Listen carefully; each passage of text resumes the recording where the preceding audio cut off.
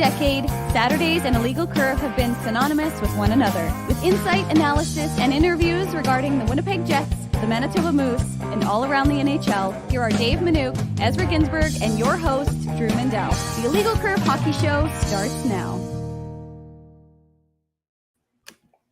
After the night before, good morning, Winnipeg. Good morning, Manitoba. And for all those joining us live on YouTube and all of our social media platforms, we say good morning, universe, and welcome to the Illegal Curve Hockey Show with Dave Minuk, with Ezra Ginsburg. I'm your host, Drew Mindell, here for the next couple of hours, looking back at last night's Jets victory over the New York Rangers, looking ahead to Monday's game in Dallas against the Stars, also touch on the midweek games as well as the Jets venture out west to meet the defending Stanley Cup champion Colorado Avalanche and the always entertaining and sometimes enigmatic Vegas Golden Knights over the course of the next few games. Gentlemen, good to see you both.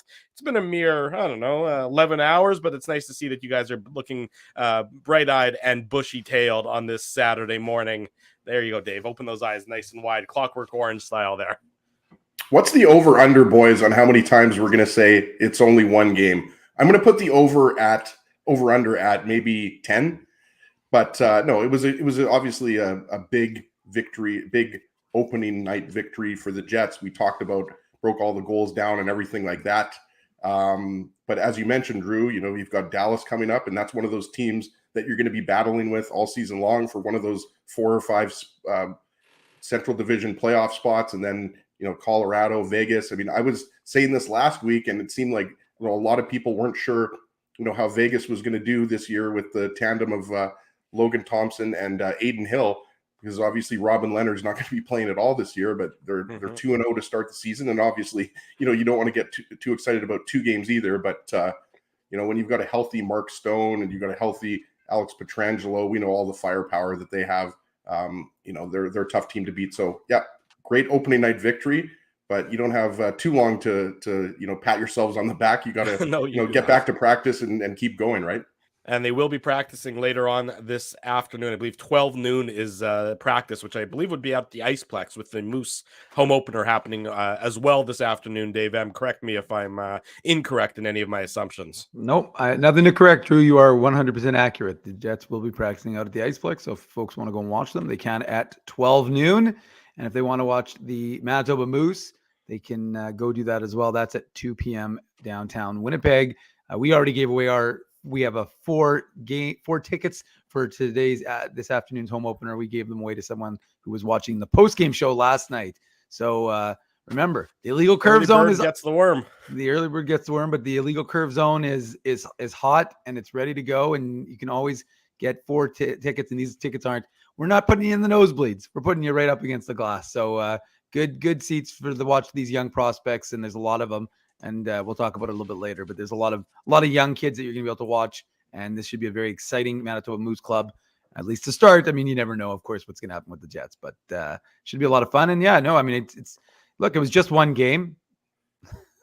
Twice now. I was trying to figure out, does Ezzy's just one game count as a just one game, or is that kind of like setting No, the first one doesn't count. Okay, no. so then that would be the first one. Just okay. one. Okay, fine. Yeah. The judges here are very. It's like the Jeopardy judges. You got to consult with them if the answer was correct or not. Right. Okay. No, I mean, look, it's but I think the more important thing was that a lot of folks we had a great post game show. That's what I want to highlight. I just thought Ezzy and I were talking about it this morning before we came on, and it's just like it was. We haven't done it in a while, and it was just a lot of fun. We had fun doing that, doing the show, and people were having a great time. I think there's always a lot more, elation when the home side is won, so people were happy, and they weren't taking it just one game at a time. They were excited about it. That was good. The chat was lively, and of course, and one thing I love to see, and I said it after the show, love to see all the people participating in the Illegal Curve giveaway contest, which of course is giving away an authentic Heritage. We got more than just one authentic Heritage Classic jersey. We've got lots of different jerseys, but right now the first giveaway is an authentic Heritage Classic jersey. So if you go down into the description, click that link below us on the screen, you'll see a link right in the description of the show that you're watching. Click that link, and that's going to give you all the great access to entering, you got to do, these tasks that you're already basically doing. Yeah. So just keep filling out those tasks and you earn more ballots and more entries into the contest to win the jersey. We're going to draw that after Monday's game, so be sure to do that, and then go back, and maybe if you missed the post-game show last night,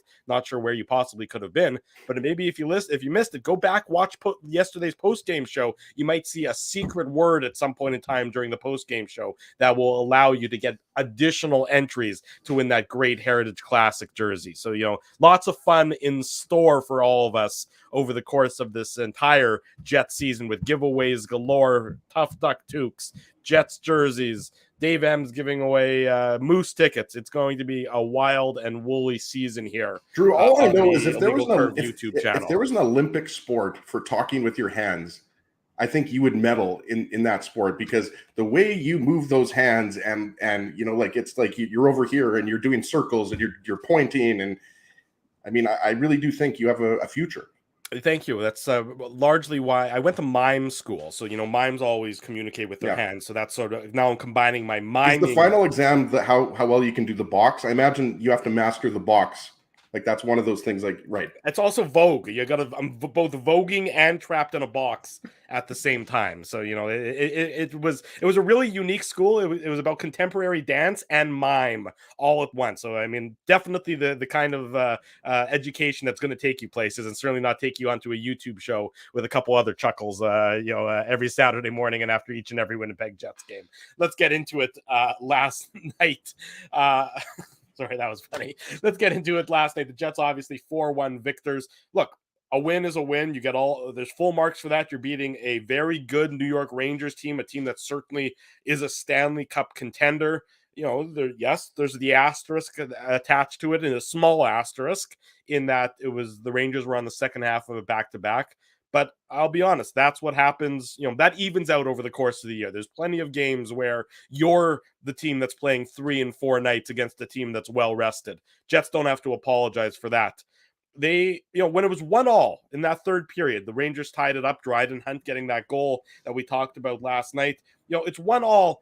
The game is there for the taking for the Rangers. And so what I was impressed by from the Jets is that they didn't lose their focus. They didn't try and win the game all, in one play. They stayed within their structure, especially in that third period, and they played well in that third period, especially coming off that poor second period. As Ben Lawrence puts up on the screen there, he mentioning that second period was awful. It was, Ben. Nobody would say anything different, but the Jets. Drew, I don't mean to interrupt you, but actually I put it up on the screen. I know you put it up on the screen, but it was Ben's comment. But the Jets, what impressed me about last night is that the Jets stayed in the game and didn't change their approach when they were probably feeling the nerves a little bit more in that third period. Yeah, I mean, I agree with you 100%, Drew, and it's only one game, but just kidding. Look, I mean, there's a lot of things that you like about that game, but there's no denying that the second period was not good. And I think, I how many times, we were only there for the first couple periods in the press box, but on several occasions, I said to Dave, like, Artemi Panarin is, I don't care what anybody says, is a top 10 skilled player in the league, maybe even top 5. Like, and it wasn't just the breakaway goal. Like, Panarin is a guy that, with his smarts and just his skill, speed, stick handling, wizardry, everything like that, like, Panarin is he's a superstar. Mika Zibanejad, same thing. Like, Zibanejad is a legitimate superstar. Chris Kreider, don't think he's going to score 50 this year, but he's obviously a great goal scorer. And then you've got Alexi Lafreniere, Capo Caco. The back end is solid, led by Adam Fox, right? Like, Igor Shesterkin obviously didn't play last night, but Yaroslav Halak is a pretty decent backup, and I think he, kept his team in the game, especially in the first period. When the Jets had some really good chances, right? It could have been a lot worse than 1-0. So, I think when you look at this game, you're not going to say that this was a dominant effort by the Jets, but there were times when it was dominant, guys. Like, I think you saw how good Scheifele, Connor, and Ehlers could be, and you see that almost every time, every game, not necessarily every shift. We talked about the fourth line with Gagne, Gustafsson, and Manalainen. Connecting on the game-winning goal, but also just having, an impact on the game throughout, getting regular shifts, playing, 8 or 9 minutes, whatever it was. as opposed to, 4 or 5 minutes, which we saw in previous years with the Jets, right? But I think probably at the top of my list, Dave, is Connor Hellebuck's play, right? Like that was Hellebuck of old. That was the Hellebuck that you saw when he was winning the Vezina Trophy, as a Vezina finalist. You don't want Connor Hellebuck to have to do that every single game, but he deserves a lot of credit for that win yesterday, because some of the saves that he was making were A+ saves. I forget exactly how many he ended up with. I think he got up to 40, if I'm not mistaken. So he was excellent, and that's what you want to see, right? So yeah, you only played probably 40 good minutes, 35 good minutes, but who cares? I mean, if the Jets lost, we'd be talking about how the Jets need to win against the Stars, because you don't want to fall behind, 0-2, right? So I think overall the Jets have got to be pretty happy with, not pretty happy, I think they've got to be very happy beating a Rangers team that a lot of people think, could go all the way this year. Yeah, no question. Sorry, Dave, and, no, I was just going to jump in and say, like, to me, the interesting thing is people are like, well, the Rangers played 3 out of 4. But if you want to look at it from a Jets perspective, they hadn't played a game in a week. They had practiced, but they hadn't played a game since the Calgary game on last Friday night. So the Jets have a long layoff that they've got to deal with. So there is going to be some rust element to their game, and their game might, they might be a little bit of excitement in that first period that they're going. But, by the second, you're like, well, this is a little more, consuming. And then all of a sudden you kind of get it back for the third. I'm not trying to make an excuse. I'm just saying, I think that's part of the equation you have to factor in when you're looking at last night's game. But in addition to Hellebuck, which we talked about, extensively last night, I think the other things that we need to focus on, because the first and I thought the second line actually worked pretty well as well. And I think I've said this all along, Cole Perfetti's vision is like A+, and he'll find his teammates. So he'll, be a real good asset. I mean, Blake Wheeler's a facilitator as well. He almost too much a little bit yesterday. I mean, he was looking for passes when he had clear lanes to shoot. I thought a couple of times, especially in that first period where he had that kind of open window that Perfetti found him, and he tried to pass it rather than shoot. But to me, the key was actually the third line. I really liked Morgan Barron's play, and you wanted to see how he was going to look. Like I've talked about a lot, building on a really good playoffs with the Moose and having a really good summer, as we talked to him, during our summer hiatus. And then you look at how is he going to mesh with that third line, and he looked like he was, a perfect fit, a perfect complement for, an Adam Lowry driven line. And then again, we talked about the fourth line. The fourth line needs to be highlighted as well, because too often in Jets 2.0 history, the fourth line has been just a complete waste of time. There's so many guys who are just, at the end of their careers, and they're not being given an opportunity. And we've said this, and I said this yesterday with respect to David Gustafsson. You don't draft someone like that. You don't develop someone like that, and then you don't use him the way you need to use him, because it makes no sense. It's counterproductive. It's counterproductive, right? You're talking about, you develop this guy as a center in the AHL, develop him to play defense, you develop him to be on the PK. And then if you don't use any of those attributes, what the hell is he in the NHL for? Because that's what he's been developed for. So now you've got him in there. And like I said, he's not Andrew Kopp. I don't think he's Andrew Kopp. I don't think he has the same offense as Andrew Kopp, but I think he's defensively as responsible as Andrew Kopp. So I think you've got a player who, if you need to, could be up on that third line. But for now, I think he complements well with Manalainen and Gagner. So I think from a Jets perspective, what you really wanted to see yesterday was the fact that what Hellebuck is going to be. Hellebuck is going to be Connor Hellebuck. Well, you don't know that 100%. We had a feeling that there was going to be a bounce back. Kid last year. If he wasn't going to be Connor Hellebuck, then basically everything else doesn't matter. Right, of course. But you don't apologize. Like I said about 100 times, in the last few years, you don't apologize for having one of the best goaltenders in the NHL. That's just your reality. You drafted him, you developed him, so that's your right. That's your entitlement. But the truth is, if you think about it, so you've got a goaltender that looked fantastic, and again, it was just one game, but still he looked fantastic. And then, but you really want to see the balance of those lines and how they were going to work with each other. And like I said, it's early in the season, but I think it's really a good sign that the third and fourth lines were able to do more than just hold water. And I got to say one thing too, and I realize, boys, we've been doing the show for over 13 years, and we seem to, bring this up, every few months, but, with size, and it's tough to quantify, the impact that size has on a outcome of a game, but like it's on display there, right? Like aside from Sam Gagner, it's all big boys in the bottom six, right? And the Jets have been criticized. Let's be honest. When it gets to the playoffs, more so on the back end, right? With, Josh Morrissey, Neil Pionk. Morrissey and Pionk can handle themselves at their height. So I'm not saying that these guys can't handle themselves physically, but I'm just saying, like, you guys have heard the criticism. We've all heard the criticism about the size being a factor. And when you're talking about Gustafsson, Manalainen, Barron, Appleton, and Lowry, these are all large men, right? And they can skate. They can all skate. And that to me is, something that also kind of stood out a little bit. Like, Logan Stanley struggled. We'll maybe get into that a little bit later. I wouldn't at all be surprised if Sandberg is in for Dallas, in for Colorado, in for Vegas. We'll see what happens there. But this team is moving the puck, and that's a skating game. When you're playing the Rangers, that is a skating game. That is a very good skating team, a good possession team. Actually, at times they did struggle with possession, but I mean, it's a very skilled team, and their criticism last year was that they relied too much on Igor Shesterkin's wizardry. But when you're talking about Panarin and Zibanejad and all of these players, Lafreniere, Capo Caco, I mean, the list goes on. Kreider. I mean, there's a lot of dangerous weapons there. So the size for me really stood out. And you see it when you're watching these guys, and I think that's something. It's going to cause other teams. You essentially have, I think, a couple of shutdown lines now.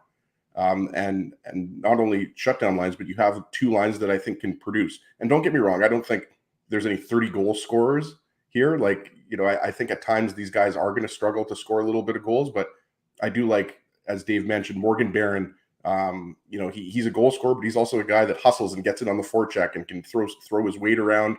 And then when you're talking about that fourth line, we saw they've already produced a goal, which in previous season, it seemed like, the Jets were lucky to get a few goals throughout the course of a year from the fourth line. So I think even though, we're going to, pump the brakes a little bit, I think there's a lot to like about the makeup of the bottom six. Well, to your point there, Ezzy, is that the bottom six has an identity. And it's got they know they need to play when they're on the ice. For so many years, the fourth line barely ever played, so it's impossible to get an identity when you don't play. And and it was just sort of a mishmash of pieces that didn't necessarily fit together. They'd pluck a guy here, pluck a guy there, and hope that something good would come out of it. Now, again, it's only been one game, but at least what you're expecting out of each of those respective lines. You know what you're expecting out of the fourth line with Gustafsson and Manalainen and with Gagne, and what the Lowry line is, largely going to be asked to do and what their task is going to be. So, from a player's perspective, I imagine it's a lot easier when you know what is expected of you and you're put into a position to succeed. You're not a square peg being pounded into a round hole. This fits. This is what I need to do. I'm going to execute it, and hopefully I'm going to succeed while doing it. That's sort of comforting, I would imagine, from both a player perspective and from a coaching perspective, Dave. Well, I mean, let's be clear. The Jets haven't had a good fourth line since the GST line, which, if it wasn't for Big Daddy down below, I mean, there wouldn't be a GST line. I mean, I may have played a small role getting it going, of course, but Big Daddy's tweet was the one that got the true ball rolling, and of course, then I was just the vehicle that drove it a little bit further down the line to the. As I started bugging every media guy in the press box, I'm like, "Hey, this is the name of that line. Hey, this is the name of the line." Then once Dennis Bagg dropped it on a Saturday night against the Leafs, we knew the GST was going to be something. The point is, the Jets need a fourth line, because we've said this for too long, that you can't be a three-line team in the NHL and expect to win anything really of significance, because you're just burning out the horses. And look, I think Mark Scheifele was the only guy over 20 minutes last night. And he was barely. He was 20. I was just going to say, it was like just over 20 minutes. Yeah, in terms of the forwards, he played the most minutes. You're absolutely right. Scheifele was 20 minutes and 8 seconds. Right. And he led all forwards, which is not a significant time on ice. Right. So my point is that generally, if you remember last year, I mean, how many times was that 23, 24, 25 minutes? And it was too many minutes. And Blake Wheeler, don't you remember how many times we'd be like, why is Blake Wheeler playing 23 minutes a game? Don't get me wrong. The guy's still at 36 in fantastic shape. But the reality is, you don't need to keep doing that, because it's a long season. It's a slog. And to burn him out like that and to not use your fourth line is not really it's kind of coaching malpractice in my mind, because you're not effectively using your team. I mean, the reason why you're allowed to have 12 forwards is because you're supposed to use 12 forwards, not 9. It doesn't make a lot of sense. And I mean, like Rick Bowness said when he was asked in terms of, I don't remember the exact context, but he said, if you're chasing the game, it makes sense that you're going to ride your guys a little, your scoring guys a little bit more. But, when you're in a game like that, and like you mentioned it a number of times last night on the broadcast, Drew, to be able to have the faith in a 1-all game to use your fourth line and not have a lack of belief in their ability to either maintain or push back is detrimental to the team. And so when you do it, it's such a change. And like I said, you can make all the excuses you want, but the reality is that's what Scott Arniel as the interim associate was the associate coach already, interim head coach. Yeah. But that's what he chose to do. And I think he's choosing to do that because that's what the Rick Bowness led team is going to do here in Winnipeg. And that from my perspective is going to be a huge asset, not necessarily right off the hop, but I think down the road in, the latter part of the season, when you're looking at a Jets team that, you're going to need to rely on Mark Scheifele, you're going to need to rely on Nikolai Ehlers, Kyle Connor. And as he said, you can go down the list of all these guys you're going to have to rely on. With them having played 3, 4, 5 minutes less per game collectively at the end of in the 70 game mark, as you're trying to ramp up for a playoff run, I think to me, that's going to really hold this Jets team in good stead. We don't know how it's going to look. We don't know what it's going to look like by game 20. It could look different. Could look like the top 9 are being used and the last line isn't. But if they continue down this sort of road, I think it'll pay dividends at the end of the season and maybe in the playoffs. What I find to be interesting is that as we were recapping last night's game, the second line, that's the line that I thought that they had a pretty good game for 3 guys that I'm not sure, entering the season, that was sort of an area of not concern, because concern would be too strong a word, an area that I was paying particular attention to, because that Scheifele, Ehlers, and Connor are going to perform. There's no question about it. And the role and what the expectations are of the third and fourth line, as we were just discussing. But that second line, you have Dubois, who's still sort of a younger player who's, I would say, close to his peak as an NHL player, because that's the age, you don't peak at 29 anymore. You peak in your, early to mid 20s. And then you got Wheeler. Well, Drew, you peaked in high school, though. Thank you. That's true. I did peak in high school, and it's been straight downhill since then. Very steep drop. You got Wheeler, and we know Wheeler is the grizzled veteran who is, obviously, part of the changing of the guard here. And then you have Perfetti, this young guy who's really getting his first taste of regular NHL action, after last season was cut short due to the injury. So I wasn't sure how that second line was going to meld together, but the early returns last night I thought were pretty decent. I thought that they showed some chemistry. I mean, they didn't do anything, at 5-on-5 in terms of scoring, but I thought that they were pretty decent in controlling the play. There were opportunities. You remember the one where Wheeler passed when I think he should have shot when he was in a prime scoring zone in the high danger area. But so the second line, which to me was sort of had the question mark attached to it, had decent returns, at least through game 1 from my perspective. Yeah, absolutely. And I don't necessarily think I would say that, that I would have a question mark right now, but I would say, work in progress, which is obviously a huge cliche, but I still think we're, waiting to see the best of that line, right? And as you mentioned, Drew, this is not a threesome or a triumvirate that we've seen, probably better word than threesome, a triumvirate that we've seen a lot, right? And I don't think Perfetti, I know because I checked, he wasn't credited with a shot on goal, but you're right. I mean, I think you'd like to, even though Perfetti's a guy that likes to set up plays, Dave, you want to make sure that, he's also shooting the puck because he's got a great shot. And, Pierre-Luc Dubois, as you mentioned, his incredible assist came on the power play, that beautiful pass to Scheifele. But you saw some moments and, look at these guys are all skilled. They can all set up plays.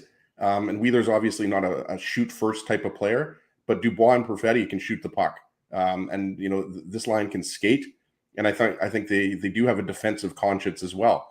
So, I mean, even though Scheifele, Connor, Ehlers at this point is more advanced and that's your bona fide top line, I think that second line is going to be really good. But you definitely want to see a little bit more from that second line. But again, I mean, it's the first game of the season.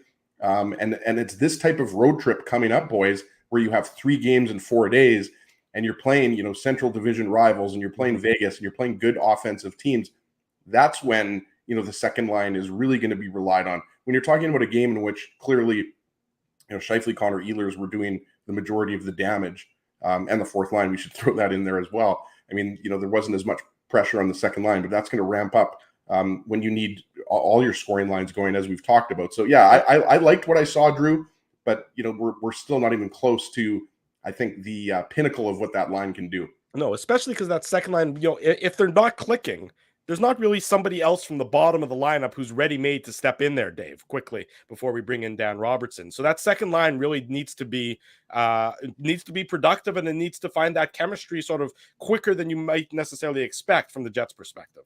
Yeah, I don't think there's any question. I mean, as you said, you're not pressing the panic button because one game they didn't produce. Well, but you're going to have a little bit of rope with those guys, especially if you're winning.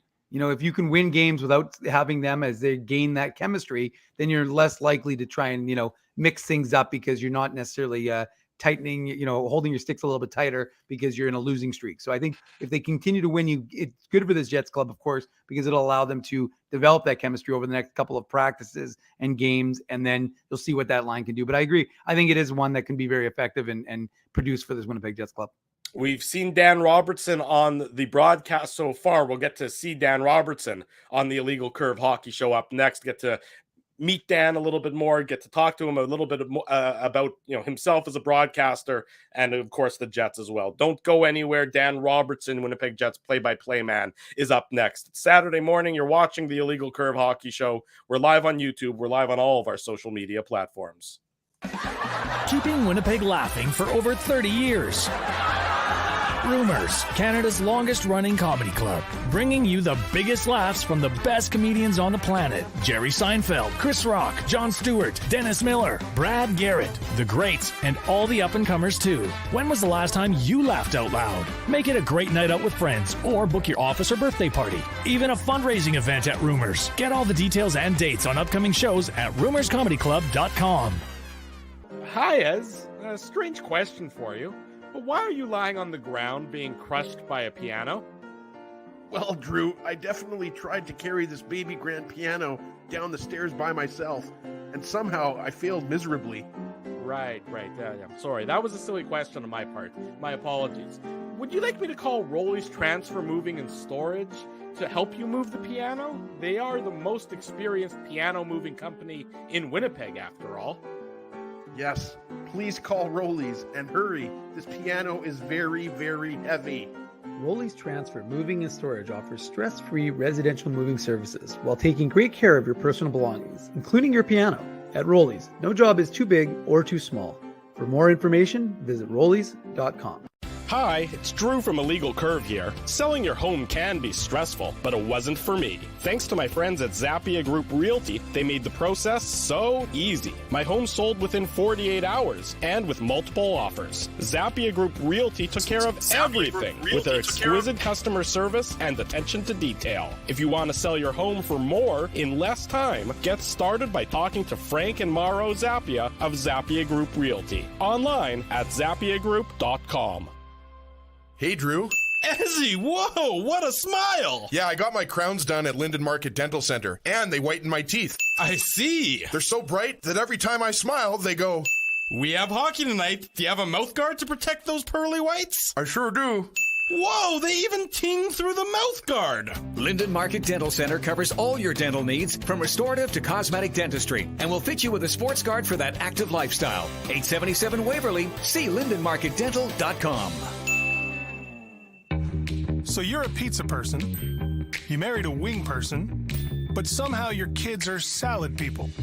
You can't pick your fam, but you can pick your BP meal deal, starting from $18.99 for takeout or delivery at bostonpizza.com.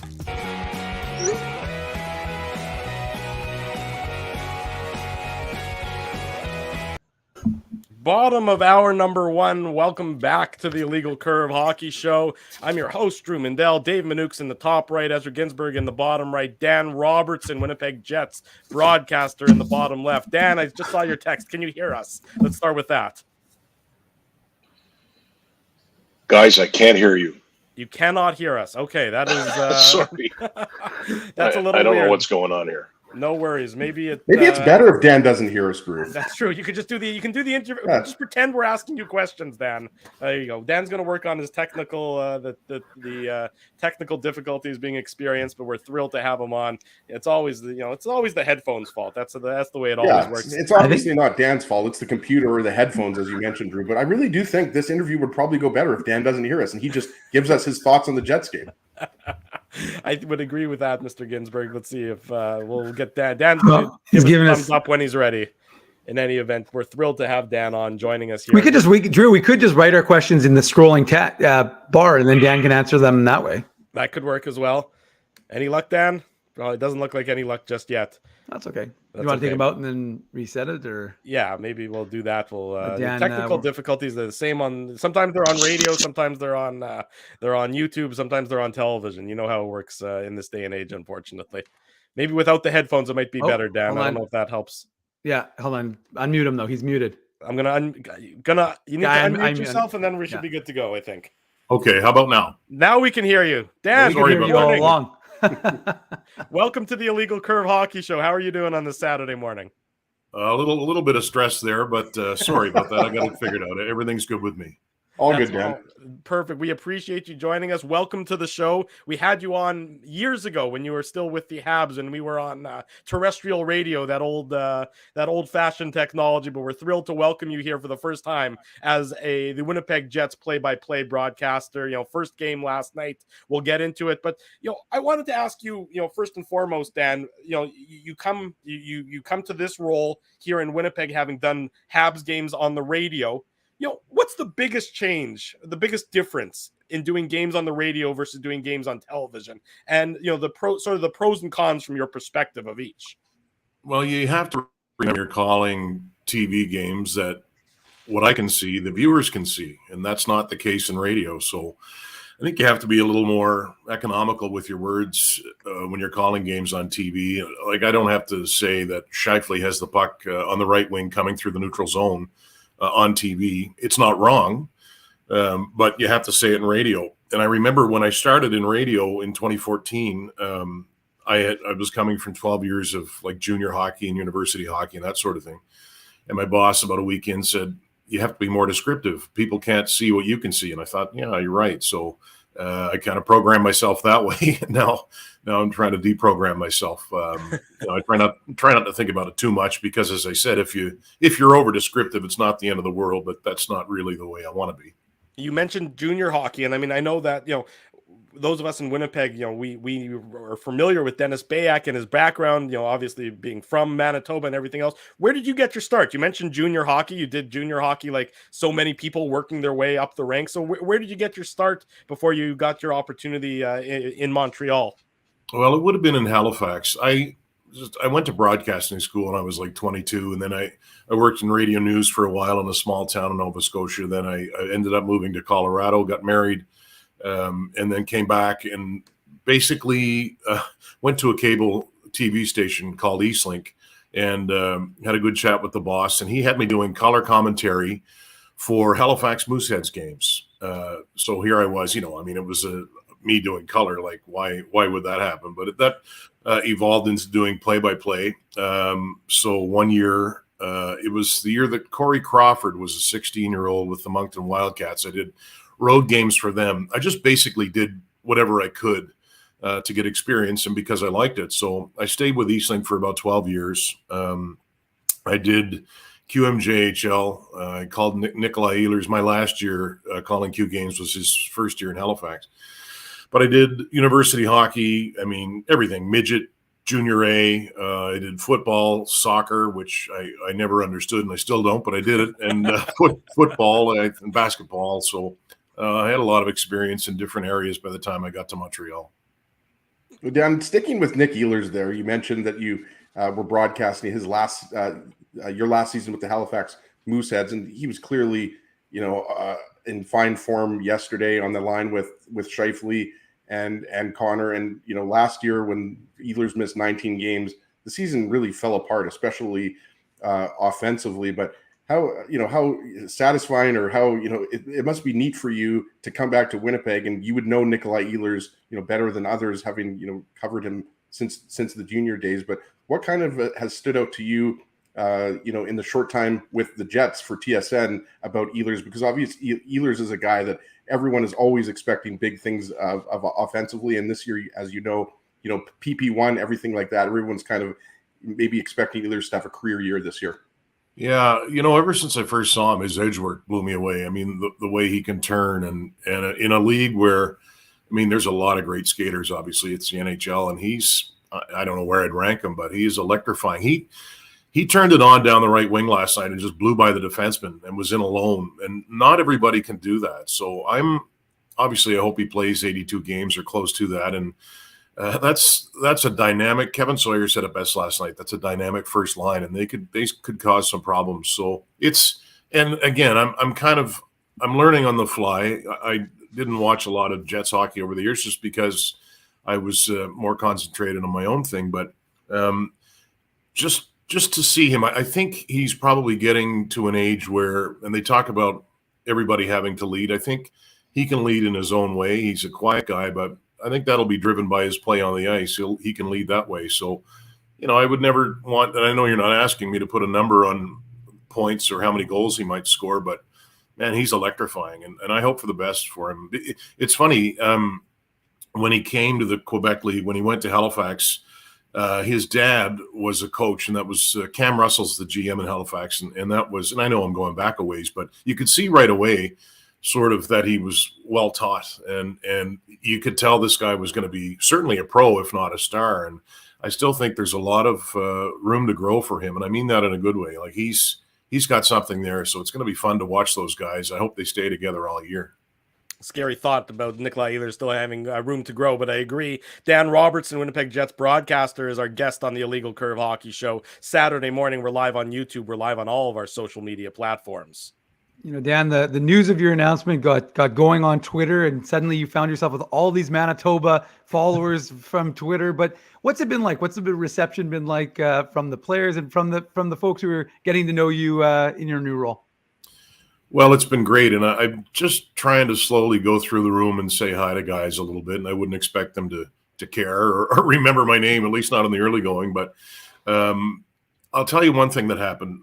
The first exhibition game, and I can't remember the date. Actually, the first one at Canada Life Center, so it would have been the second game. Everybody in the build, not everybody, but everyone that I walked past or spoke to, they kind of seemed to know, hey, you're the new guy, and they were so friendly, and I was kind of, taken aback a little bit in a good way. And I'm 52. It's not like I'm crying myself to sleep every night out here because I'm lonely, but we all want to feel like we fit in, and that stuff meant a lot to me. And the TSN crew has really been good. I mean, Kevin Sawyer picked me up at the airport when I landed to come here. It was a Saturday. We were going to it was a Sunday game at Edmonton, so we flew in that day. But he picked me up, took me right to practice, and I met a lot of staff members. And I don't know why it's so hard for us as humans to remember people's names. I did the best I could, but yeah, that's my long-winded way of saying everybody's been kind so far, and I really appreciate it. Well, that's why we have our names at the bottom of the screen, because otherwise I'd never remember what Dave and Ezzy's names are, and I've known them for 15, never mind 15 years, more closer to like 30 years. But that's neither here nor there. Hold on, Dan. The key for TSN is just keeping Freddie happy. If you make Freddie happy, then you've got no problems at all. Freddie was one of the first people I met, so it's good. I like talking to those veteran cameramen. They know a lot of stuff, right? They keep some secrets, but they're pretty sharp. Nothing gets by those guys. I learned my lesson early on, Dan. I think it was the first year or the second year of the Jets, and I kind of got into the shot with Sarah. Sarah had to kind of push me away a little bit. I was still a little bit of a newbie back then, and me and Freddie had a little bit of a beef, but we made amends and we're all good now. But I learned very early on with this Jets 2.0 that you don't mess with Freddie. No, that guy deserves some. Actually, last night they were telling a story after the game that he had worked going back to 1999. Freddie was a cameraman, for people who don't know. He had worked right at the net. It was like 3 12-hour days of beach volleyball in 32-degree heat. So I think he earned his stripes. Well, I'm sure before that, but I know he's a bit of a legend, and I just met the guy, so it's pretty cool. Dan, you talk about, that Kevin picked you up at the airport, and there's nothing that can be replicated with experience and with time and being sort of attached at the hip with somebody, and that's you learn their verbal cues and their verbal tics and how they sort of operate. From a broadcasting perspective, how long does that take until you're really sort of comfortable with a play-by-play guy, and how different, pardon me, with a color guy, and how different is that when you're not next to them in the booth when one's up and one's down? Well, this is the first time I've ever done that, one up and one down. So it's a little more difficult to get that when you're not beside each other, because, like what I'm doing right now is when the play stops, basically I'm not talking anymore. And because I know Kevin has something he wants to say, most likely. But you can't give a guy when he's down at ice level and I'm up top, you can't give him like a hand signal or put your, hand on his arm to say, I want to say something. So that'll take a while. But I think it's been okay so far. I know in the different rinks, he obviously can't be down below at ice level everywhere. So I'm not sure in Dallas, our next game, if he's going to be beside me or not. But, I've always felt I like to defer to the color commentator, right? I mean, I'm not the analyst. So when the play stops, for the most part, I'm not going to say anything. Although, like last night, for example, there were times you get a sense in the second period when there wasn't a lot going on, especially for the Jets. There was a lot of whistles in quick succession. So I knew he wouldn't necessarily have something to say every time. So there's a couple of times where there was a few seconds of a gap and I would kind of chip in and say something to help keep things moving along. But right away, we got along really well. And I know it's going to work. And I really like his work. So, but it takes time. I don't know if it takes a couple of years until you really got it where you can not read each other's minds, but I worked with Sergio Momesso in Montreal for 8 years. And at one point we were, half of that time in, 4 years in, maybe we would finish each other's thoughts almost. So it's kind of a neat thing when it builds over time. Dan, just switching back to last night's game, before you came on, we were talking about, all the forward lines, the defense, and specifically, we kind of focus more on the fourth line and the second line. And, what Drew said was that the second line definitely had more question marks than the top line. Scheifele, Connor, Ehlers. I mean, those are your three most talented players. Everybody kind of knows what to expect from them. What stood out to you about Pierre-Luc Dubois, Cole Perfetti, and Blake Wheeler? What I said was they played well, and it's only one game, so you always want to take it with a grain of salt. But was that a line that you can see is really only scratching the surface, and we're going to see as the games go on and on really what this line has to offer? I think it's a pivotal line. I think we know what we'll get, at least offensively, from the first line. But if that second line can come together, obviously it makes it that much more difficult to check the Jets, right? And it's like anything else. It's about depth. So I'm really, really intrigued by Perfetti. I mean, here's a guy who's given a chance at a young age to play with two really good players.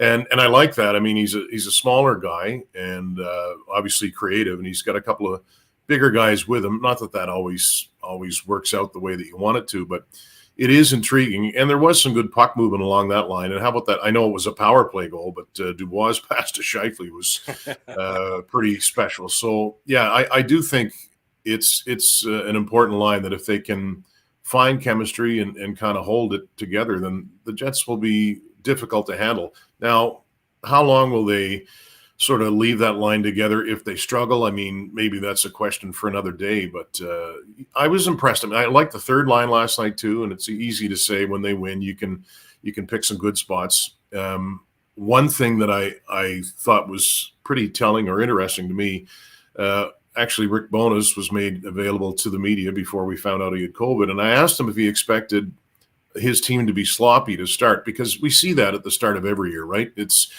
It doesn't matter how many practices you have or preseason games. When you play for real, it can be, pretty choppy and the execution isn't that great. But I thought overall, for that second line and really for everybody, I thought it was pretty good for the first game. So far, so good, I believe. Dan Robertson, our guest, the Winnipeg Jets broadcaster, the Jets next in action Monday night in Dallas, the first Central Division matchup of the game. Of course, the Illegal Curve post-game show after the game back here on our YouTube channel right around 10:15 p.m. Central Time on Monday. Now, Dan, were you starting to question your decision making when you came here and you saw a little bit of snow on the ground already in Winnipeg, and you're thinking to yourself, "What exactly did I get myself into?" And the second part, the addendum, I think, is, did you convince John Liu to come? I mean, I know he's a Winnipegger, but was it like a package deal in order to bring in all of the Montreal guys to Winnipeg?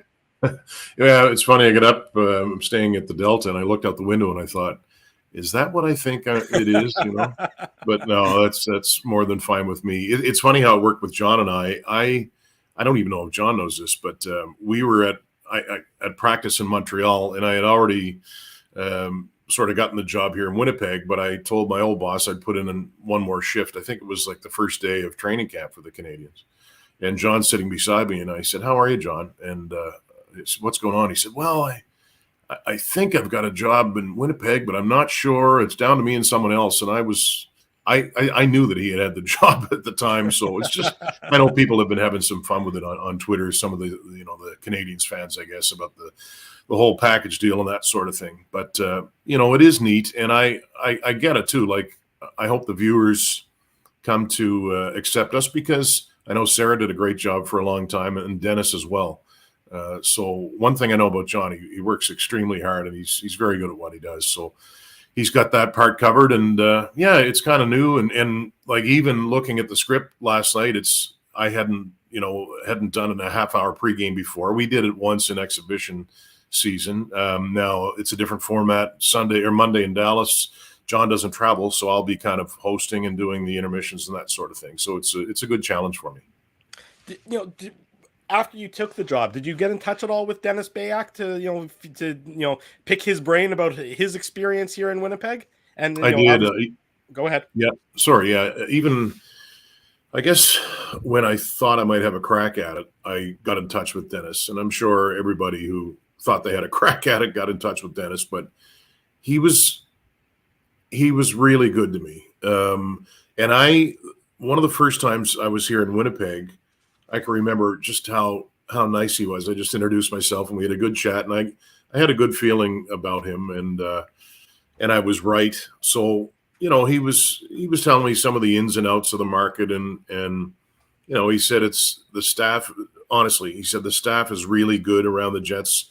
The TSN crew is good. So, it's one of those things where I applied for the job and I wanted it, but you want to make sure that everything is good. You're not going to just take a job just because it's there. And I enjoyed my old job. So, but what he had to tell me really went a long way in making me realize that if they did make the offer, and if it was a good one, that I would take it. So even before the game last night, Dennis texted us all and said, "Best of luck, guys." So I knew he was watching, and tried not to think about that as I was calling the game. I didn't need the extra pressure, but no, he's been great. He's been great.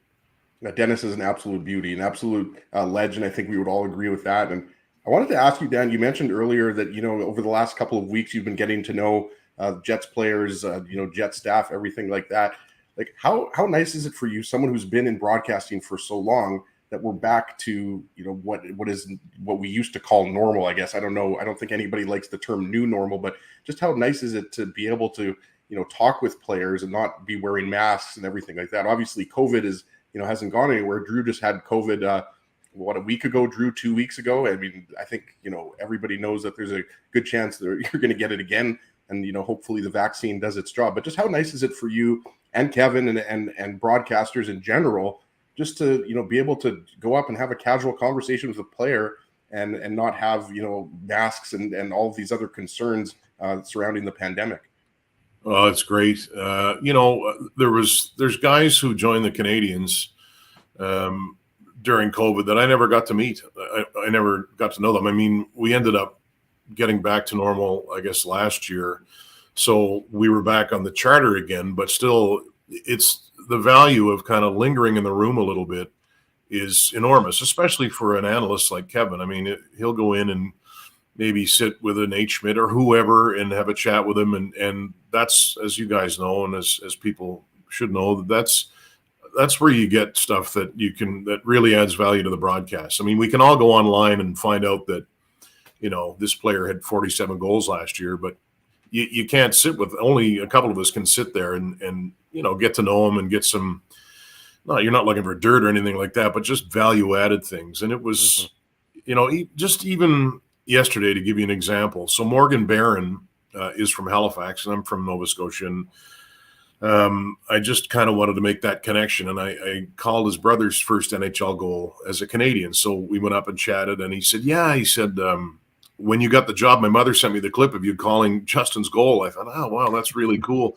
So you're trying to, foster those relationships, I guess, and not even to get stuff for the broadcast so much. It's just nice to get to know interesting people like that for me. So it was, I mean, obviously to say it was a strange time is an understatement, but I'm so glad that it's back and we can just get to know people again. And even, I'm getting to know reporters and camera people like that too, in that kind of a setting. So it's nice.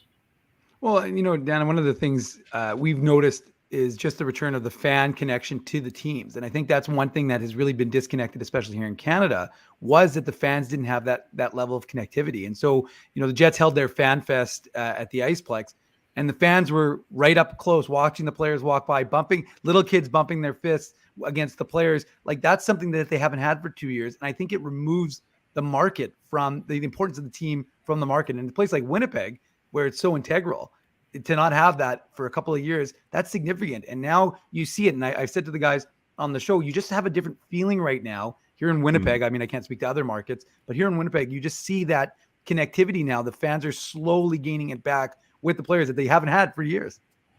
And I hadn't thought of that connection at all, right? But it makes sense. That was the day that I flew into town and we went right to practice, and I was kind of staggered by how many people were there, right? It was awesome. And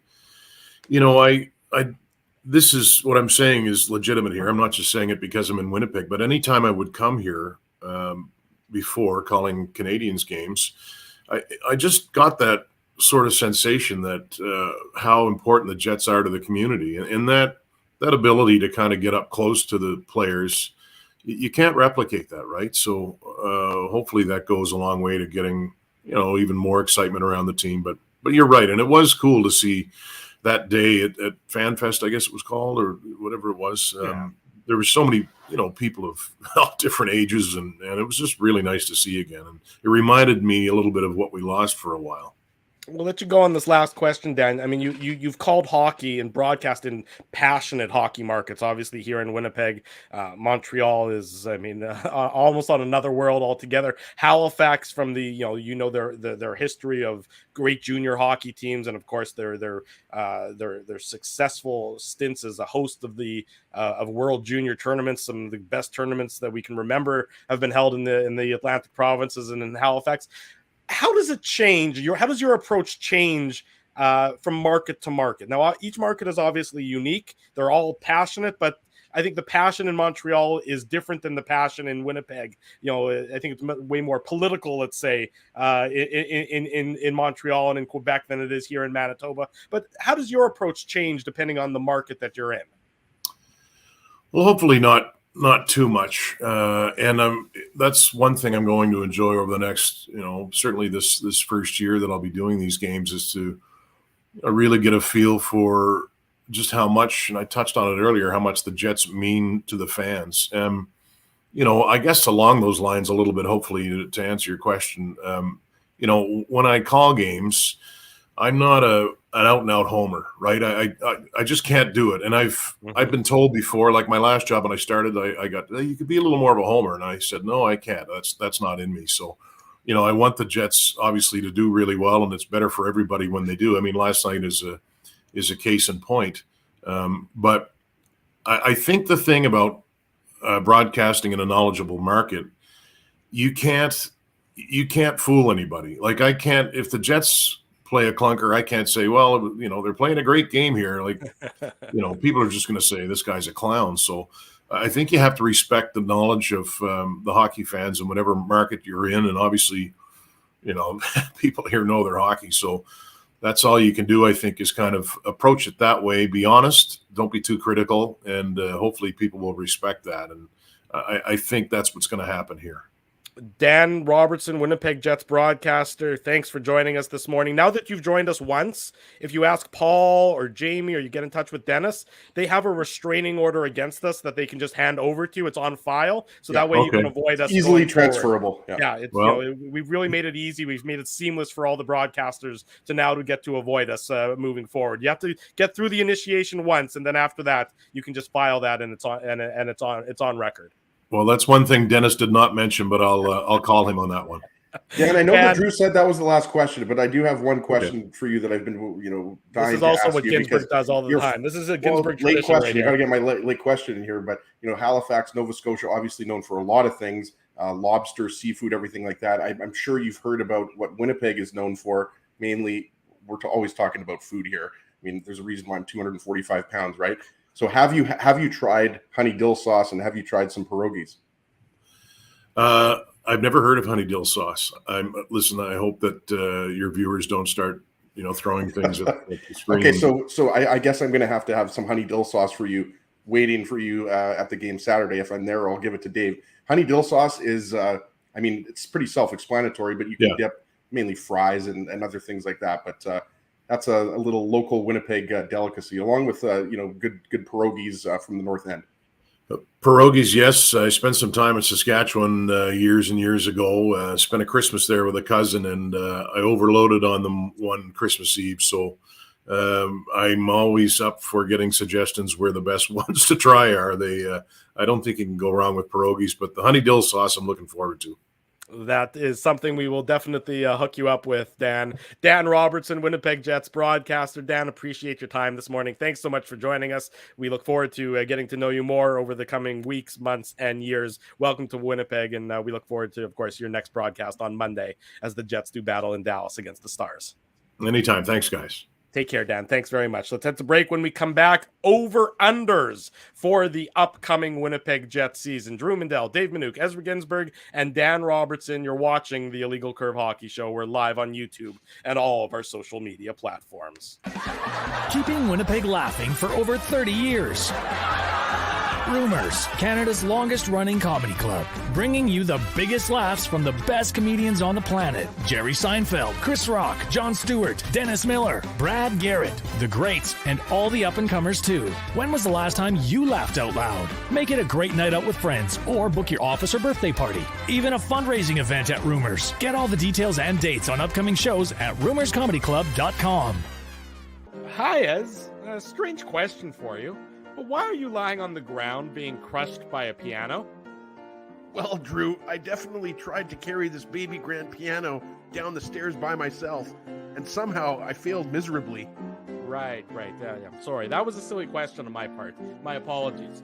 Would you like me to call Rolly's Transfer Moving and Storage to help you move the piano? They are the most experienced piano moving company in Winnipeg, after all. Yes, please call Rolly's and hurry. This piano is very, very heavy. Rolly's Transfer Moving and Storage offers stress-free residential moving services while taking great care of your personal belongings, including your piano. At Rolly's, no job is too big or too small. For more information, visit rollys.com. Hi, it's Drew from Illegal Curve here. Selling your home can be stressful, but it wasn't for me. Thanks to my friends at Zappia Group Realty, they made the process so easy. My home sold within 48 hours and with multiple offers. Zappia Group Realty took care of everything with their exquisite customer service and attention to detail. If you want to sell your home for more in less time, get started by talking to Frank and Mauro Zappia of Zappia Group Realty. Online at zappiagroup.com. Hey, Drew. Ezzy, whoa, what a smile! Yeah, I got my crowns done at Linden Market Dental Center, and they whiten my teeth. I see. They're so bright that every time I smile, they go... We have hockey tonight. Do you have a mouth guard to protect those pearly whites? I sure do. Whoa, they even ting through the mouth guard. Linden Market Dental Center covers all your dental needs from restorative to cosmetic dentistry and will fit you with a sports guard for that active lifestyle. 877 Waverly. See lindenmarketdental.com. So you're a pizza person, you married a wing person, but somehow your kids are salad people. You can't pick your fam, but you can pick your BP meal deal, starting from $18.99 for takeout or delivery at bostonpizza.com.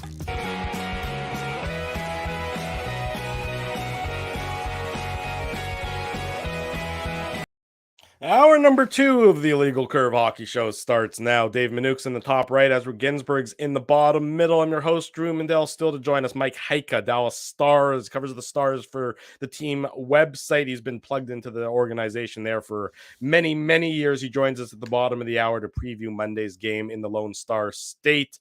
Great interview with Dan Robertson, as I was just texting. I was serious about that honey dill sauce. I'm going to bring Dan some honey dill sauce next absolutely. game. You have to bring him some honey dill sauce. No question about it. But it's just great to Can we all agree, by the way, sorry, I'm fixated on the honey dill sauce. I'm a little bit hungry here. Yeah. But can we all agree, though, that that's the best thing ever for dipping fries into? I don't dip I don't need to do ketchup anymore.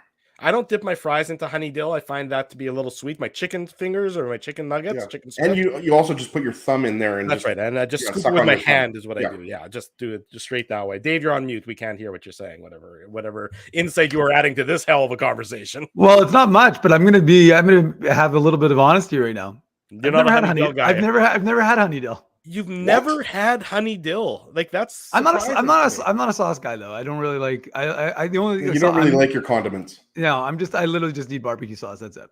I don't like I've never liked, the problem is I'm also a man child, so I don't eat foods if I don't think what about tartar sauce, Dave? Nope, hate it. I won't eat it. So but a lot of times I won't even try something. It's not that I dislike it. I just dislike the name, so I won't eat it. Cottage cheese, disgusting. Yogurt, disgusting. I disagree with that one. Cottage cheese is great. Put a little pepper on there, or you make a little sandwich with toast and you put some cucumbers and some tomatoes and some cottage cheese. Oh, that's nice. That sounds way too healthy for something you've been eating, Ginsburg. I don't know who you are or what you've done with Ezra, but you better be slathering some lard onto that cottage cheese. I tried something called lettuce the other day, Drew. It's actually not that bad. Well, I'm losing a lot of respect in the chat. A lot of people are upset with me, but it them's the breaks. How about some freshwater fishing, Dave? Do you like some freshwater fishing? Is that something I do love fishing? I do love fishing. That's true. And on November 5th and November 6th, you know where you're going to be? The Winnipeg Ice Fishing Show, because it's time to gear up for hard water season at the Winnipeg Ice Fishing Show on November 5th and 6th at Red River X Place. Dozens of retailers are going to be on site with all your favorite fishing lures, electronics, ice shelters, augers, winter apparel, and more. Expert speakers, kids scavenger hunt, and prize draws. Just $10 admission at the door, and kids and 12 and under kids are free. And let me tell you something. I watch a lot of YouTube. I watch a lot of fishing on YouTube, and there's some really good guys in Manitoba who do fishing, who have great fishing channels. Aaron Weeb, Uncut Angling, and then you got Clayton Schick Outdoors. Got some guys who do some really good who have really good YouTube channels, do some great fishing here in Manitoba. So if you're into fishing, you're into ice fishing, come down to the Red River X Place on November 5th and 6th. Check that out. I see could be broadcasting on the Saturday from that location. So we can talk about fishing. We can talk about hockey. It'll be good times. And if we're talking about fishing shows on TV, we got to give a shout out to Bob Izumi. And Wayne. Don't forget about Wayne. Bob and Wayne Izumi. Yeah. There you go. I am out of my element, so I'll let you guys carry on with the fishing talk. Reel it in here, Drew. Chat. Yeah. Very good, Ezzy. Very punny. Alrighty, over-unders for this upcoming Winnipeg Jets season. We do this at the beginning of each year. This year, no different. Nikolai Ehlers has averaged 23.4 goals per season since entering the NHL this year, accounting for his expected to be increased role with the Jets. Ehlers will have over or under 37.5 goals. So you always make it hard, don't you, Drew? I mean, that's the point of the segment. If it was an easy segment, it'd be really boring. Yeah, I guess so. But I love how you started off with Nicky Ehlers. I'm going to say over, maybe because I'm a huge Ehlers guy. But if he stays healthy, which applies to anybody, same thing goes for Austin Matthews. If he's going to score 60 goals again, most likely he's going to have to play close to 82 games. So I am going to say he's going to go over. I think he's going to score 40 for the first time ever. So if he gets 20th in the place, NHL, obviously 20th place last year in the NHL, had 37 goals, over or under 37.5 for Ehlers, Mr. Dave. I think he's going to go over. I mean, obviously this is all prefaced on whether he stays healthy, but I mean, on that line, it's hard to see how he's not going to. I mean, he's a great passer, and we saw that. You know, he had picked up a couple of assists last night in the game, but we also know what an effective goal scorer he is. So, especially as he said, when they were coming down on that 4-on-1, as he yelled, "Is that the flying V?" But well, then he shot right, and I shot. I mean, it wasn't the best shot, and he had options, right, Dave? But I like to see that out of Ehlers, because Ehlers is a guy. that is a fantastic playmaker. So you want him to be greedy, right? Like he's got a fantastic wrist shot and slapper. Obviously, you don't see the slapper as much as you used to, right? But yeah, I mean, again, if he's healthy, why can't he score 40? Well, I don't know. Rob Mahoney makes a good point. He's Ehlers on pace for 0 goals, but he's 164 assists, so it's not looking good for 40. Yeah. I agree with Those Rob. are Gretzky type of numbers. Yeah, but no, I mean, I definitely think he could hit like that 41, 42 mark for sure. Mark Scheifele has averaged at least 1 point per game every season, starting with the 2016-17 season. This year, Mark Scheifele will be over or under 1.07 points per game, which equates to 88 points in 82 games played. I'll go first. I think he's going to be a little bit under there. I mean, you mentioned it, Drew. Like, you might as well just pencil Scheifele in for a minimum of 75 to 80 points, but I think 87 might be a little bit high for him. So I'm going to say under, but I don't think it's going to be much under. It'll be right around a point per game.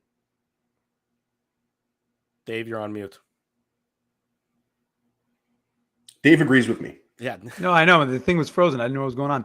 No, I actually think he's going to go over. I think he's going to have a career year this year. So I think, I don't know. Like, I just think that Minuk's going to be going just over for every single question. Over. I mean, we never listen to stuff anyway. So, I mean, it's not like every once in a while. Who actually cares about these predictions? Yeah. Is that the only time I worked hard on these. Ezzy and I talked about it. It's like the only time people ever bring up predictions is like, it's like that time I made the Dallas Stars making the Stanley Cup out of nowhere prediction. And I, of course, mentioned it throughout the course of the end of that year. And then didn't you pick Montreal as well, though? Like at the beginning of the playoffs? Yeah, I don't remember. I'm pretty sure you picked Montreal to go to the final, which was also a bold prediction. I don't remember doing that, but you know, Ezzy, if you're going to give me credit for it, I'll take it. So anyways, I know I do think Scheifele's going to have a career year. I actually think he can be close to 100 this year. Last season, Kyle Connor shattered his previous high in points with 93 in 79 games played, good for 13th overall in the NHL. At the end of this year, Kyle Connor will finish higher or lower than 15th place in total points in the NHL. Well, I mean, so 15th place is going to be around 90 points, right? Something like that. If I mean, I could see, point totals being a little bit lower. I mean, you had a lot of guys over 90 points last year. It's a tough one. Can I go even? No. You can't. Be over That's literally Ezzy. It's literally called over under. It's not called over under or even Ginsburg. Okay, it's called over under. Over. I think he is going to be in the top 15 in scoring. Okay, that would be over, right? I'm going to take it one step further and go a little more bold. I think he's going to be in the top 10 of scoring. Wow, Dave M is wearing the optimistic blinders. I'm not. I just think so far on this Saturday. Basically, the top line is going to have 300 points this year. Is what you're saying? That's Dave. what I'm saying. Okay. Last year, Cole Caulfield, namesake to Cole Perfetti, Caulfield, finished with 43 points in 67 games played for Montreal. This year for the Jets, Cole Perfetti will finish with over or under 42.5 points. It's a good one. I got to give you credit, Drew. This is a good one because you're comparing two smaller, skilled players. Love Cole Caulfield. I'm going to go over. I have Cole Perfetti in my mind, which is a scary place. I have Cole Perfetti somewhere around 50 points. I think, I kind of see 15 to 20 goals, 20 to 25 assists. I feel like he's going to be around 45 to 50 points. So over. Well, I don't wear glasses, but my rose-colored glasses are going to stay on because I'm going over for a reason because I said that the Jets would be able to use Cole Perfetti's production in order to kind of offset the loss of Andrew Kopp. So it would look a little hypocritical if he's not producing enough points to do that. So I'm definitely taking the over on Cole Perfetti. This one's a little interesting. So bear with me on this one. Last year, Pierre-Luc Dubois drew the most penalties on the Jets with 51, while at the same time taking the most penalties with 45 for a net positive of 6 penalties. This year, Pierre-Luc Dubois will have a net penalty number of over or under 3.5 penalties. And then last night he had a penalty, right? So I mean, it's appropriate that that question was you came up with that question. I'm going to say his penalty differential is higher than it was last year. So you think he's going to draw more penalties than and take less penalties? Yeah. Okay, so Ezzy's going over the 3.5 there, Mr. Minuk. I like that one, Drew. It's a little bit more obscure, but I do It is enjoy obscure. that. Esoteric. Definitely. But I will. Well, I'm really boring today. I'm just going over. But I think as he's right, I think there's going to be an effectiveness to his game. You know, he knows how important this year is, probably for him more than any other player on this team, with the exception of Mark Scheifele, Connor Hellebuck, Blake Wheeler, and a couple others. But I think that. No, I think Pierre-Luc Dubois knows how important this year is, and I think he's going to be dialed in. So I'm going to take the over on that one. Okay. Blake Wheeler. Over the last 3 seasons, Blake Wheeler has averaged 0.92 points per game played. This year, given that he is expected to have a reduced role, Blake Wheeler will average over or under 0.65 points per game played, which would equal out to 53 points. Oh, I think that's a little low, Drew. I think he's going to be above that. I think he's going to be below 0.9 for sure. But 0.53 seems a little bit low. But No, I mean, 0.65 is the number. 0.65, which would equal 53 points. Sorry, yeah, 0.65. I don't know what I said, but I think it's going to be higher than 0.65. So I could see him around 60 points, something like that. Okay. You set the bar low. Maybe 65. Yeah, you set the bar low there, Drew. I mean, I was thinking if you would have gone a little higher, I would have been more inclined to go under. But I think because of where you set that, if I'm the Betway guy right now, I'm taking those odds. I'm going over. Okay, overs for Wheeler. This is a 3 for the price of 1. Morgan Barron, Adam Lowry, Mason Appleton. Last year, Barron, Lowry, and Appleton combined for 17 goals for their respective teams. This year, those 3 players will, combined, score over or under 29.5 goals. Well, we should mention Morgan Barron didn't spend the whole year in the NHL, right? Of course. I'm just talking NHL numbers, yes. Sure.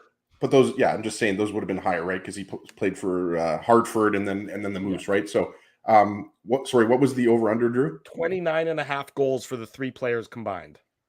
29.5 goals. Okay. Well, I'll go over because, I could see, I think each one of these guys is kind of in the 10 to 15 goal range, I would say. I think you guys would agree with that, but you've got a higher upside with Morgan Barron. Like, I don't know if Morgan Barron hits 20 goals, but I think he does have that potential to hit 20 goals in the NHL. So I could see this line being a 40-goal line, 45-goal line. Wow. That's optimistic. Dave, Well, do you share that optimism? I don't. I mean, I 40-45 is a lot for that line, but I think that's a number not rooted in reality. That's also our ages. 29.5. That's also our ages. I thought I'd throw it out there. Well, sure, Drew's in his 80s. Yeah. But I think that look, I've said this a long time. You can't have an ineffective third line. You need one. They can't just be a checking line. They have to be able to produce. And Adam Lowry has to get into that 15 goal area. So if he's contributing at least half of those goals in there, and you got Mason Appleton maybe coming with the, in the 10 to 13 range, I think Morgan Barron's could be that 8 to 10 range. So I'm going to go over on that one. Over. Both of you. And I'm going to come back and check the receipts on this one. If those guys finished after 82 games with that, I'm going to remember this. Look, I hope everybody checks the receipts and throws it back in our face at the end of the year. That's all we ask of you in the audience is hold us to account for some of our nonsense predictions. Together, Saku Manalainen and David Gustafsson have 20 letters in their last name. Combined, they will have over or under 40.5 points for the Jets this season. What about Axel Jonsson-Fjällby? That's a lot of letters too. If you weren't in the lineup in last night's game, I did omit you from over or under. I feel like I could do an entire segment on Axel Jonsson-Fjällby's hair. Like that guy's flow it's like Daniel Alfredson-esque, just beautiful Swedish locks. What was it, Drew? Over 20 points? No, together 40. Combined over 40.5 points. Those 2 or Gagne thrown in there? No, just the 2. Just the 2 guys with the big long last names that equal 20 letters. No, combined. They're not gonna get up to 40 combined points. Yeah, I'm going under on that one. I'm going under. That's my first under. I'm going under on that one. I mean, David Gustafsson's. I mean, it's hard to put for me. It's hard because he's never played a full NHL season, right? So it's really hard to predict his points, and he's on the 4th line, obviously, so his minutes are decreased. Like I could see him easily getting around 30 to 35 points, but it's just really hard for me to project him. But yeah, I'll go under. I mean, these guys are going to have more defensive responsibilities on the 4th line, obviously, right? Yeah, that's fair. In 2017-18, playing a mostly full season for Vancouver, Sam Gagner scored 10 goals and had 31 points. Last year, playing 81 games for Detroit, Sam Gagner scored 13 goals and had 31 points. Sam Gagner will have over or under 11.5 goals and 29.5 points this season. He's already got a goal, right? So I mean, he's taking baby steps there. Oh, and that's the thing I asked about Manalainen and Gustafsson, because Gagne is obviously the most offensively gifted player on that line, or at least the most established offensive player on that line. But I'm going to say under, but just by a little bit. Like, I think Gagne will be around 25 to 30 points. Look, he could be the beneficiary of injuries, right? I mean, if there are injuries, then he's going to get more power play time. So I could see him, potentially finishing in the 30, similar to what he did in Detroit last year. So this is a harder one to go over, because it's probably easier to go under on this one. But I'm going to maintain my mostly over prediction. So I'm going over. And Dave, I'll say this much: if he gets 8 points in a game like he did with Edmonton, I mean, that's obviously going to seal the deal. He'll probably crack 30. Spencer Sutton just said the exact same thing. Yeah, That's exactly it. 8 points in a single game. The man can do it. Well, that's because Spencer Sutton is an intelligent man. Last year, Josh Morrissey set a career high in 6 categories: goals, points, penalty minutes, power play goals, power play points, and shots on goal. This year, Josh Morrissey will set career highs in over or under 4.5 categories. Whoa. That's a pretty intense question, Drew. This is a multi-category question. I want to start writing this down. Yeah, I'm like, okay, hold on. Let me pull up my spreadsheets and my abacus here. Yeah, seriously. I mean, it's going to be tough to set that many career highs, so I'm going to say under. I mean, Josh Morrissey is, the quarterback of this D-core. He's the Jets' top defenseman, in my opinion. Obviously, Neil Pionk and others are really good on the back end. Nate Schmidt, others, but I just don't think he's going to break as many career highs as last year. I'm going for my second under prediction on this one. I don't think. Yeah, I'm with Ezzy. I think Josh Morrissey reestablished his game last year, and everyone saw what he was, which we knew what he was, but there was question marks, and so I think with his return, I don't think he's going to be able to hit all those career highs again. But what did you say? 4.5, Drew? 4.5. Yeah, I'm going to go under on that. Last year, both Dylan DeMello and Logan Stanley had 1 goal, 12 assists for 13 total points, albeit in a different number of games played. This year, the difference in total points between Stanley and DeMello will be over or under 3.5 points. I think it's going to be over, because I think Dylan Samberg is going to be playing more games in the NHL this year, which means Logan Stanley is going to be playing less games. So I think Dylan DeMello will have, let's say, 5 to 10 more points. Well, we saw Dylan DeMello was Mr. Activated yesterday. I mean, it was interesting watching him work the give and go. He seemed excited, and yeah, I mean, to be honest with you, I kind of lost track of that question a little bit, but I'm going to go over on that one as well. Basically, do you think Dylan DeMello is going to have over or under 3.5? Okay. I'm just kidding. Yeah, but yeah, no. I get confused sometimes too. I'm going over on that one.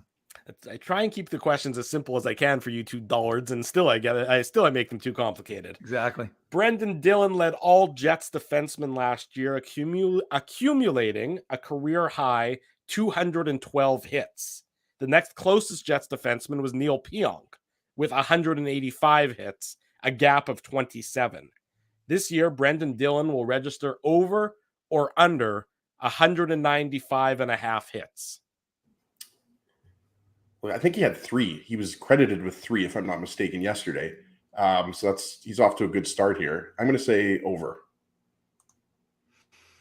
I think, yeah, I'm inclined to go over as well. Speaking of Brendan Dillon, there was a really good interview with him that we have on illegalcurve.com. I posted it last week. He was with what's his name from he usually covers the CFL, the BC Lions, Moj.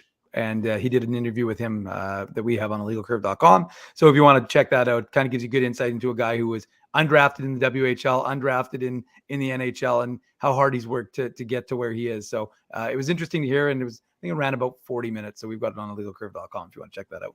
There you go. That's a good segue there. Neil Pionk. Many people are expecting a bounce back year for Neil Pionk after a bit of a disappointing 2021-22. His previous career high in points was 45 in 2019-20. Neil Pionk will score over or under 42.5 points this season.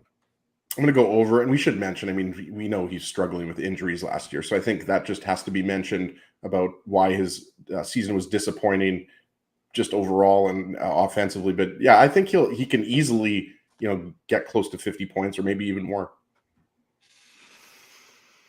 This is a real interesting one because it depends on how much power play time he's going to be getting. Right. And so I don't know. I'm inclined to go under, not by much. I think he'll probably finish in the 40 range, but I'm going to go under on this one. And again, I don't necessarily indicate that doesn't to me necessarily suggest that he's having a bad season. It's just, I think that he may points wise. Very calculating on that one, Dave. Like you took that question more seriously than some of the other ones. Yeah, but that's actually the first time. What I mean by that is you actually listened to the question. I was the first time I was like, well, I got a 50-50 shot of making a statement that's going to sound right. I think I kept the number of syllables below 3 on a per word basis there, so I helped Dave out there. Nate Schmidt played a career high in games last year with 77, but also had his fewest goals, 4, in the past 5 years. This season, Nate Schmidt will score over or under 5.5 goals for the Jets. I think he's going to score 10 to 12. Wow, Ezzy, that's a big over. You're going more than double my number. Big Nate Schmidt guy. It's really good when we had him on the show in June, by the way. It's awesome. I just love his personality. I love the way he plays hockey. Love everything about him. Yeah, Nate, don't call me Bait Schmidt, as they wrote about him on the broadcast. I think that when he's not dishing out nicknames like Big Bad Brad, I think he'll continue to produce for the Winnipeg Jets. And I could see him in the 7 to 8 range. So I'm definitely going to go over it on that one. Got to get those numbers up, Dave. Connor Hellebuyck. In his Vezina winning season, Connor Hellebuyck had a goal saved above average of 22.4. Last year, his goal save above average was 7.4.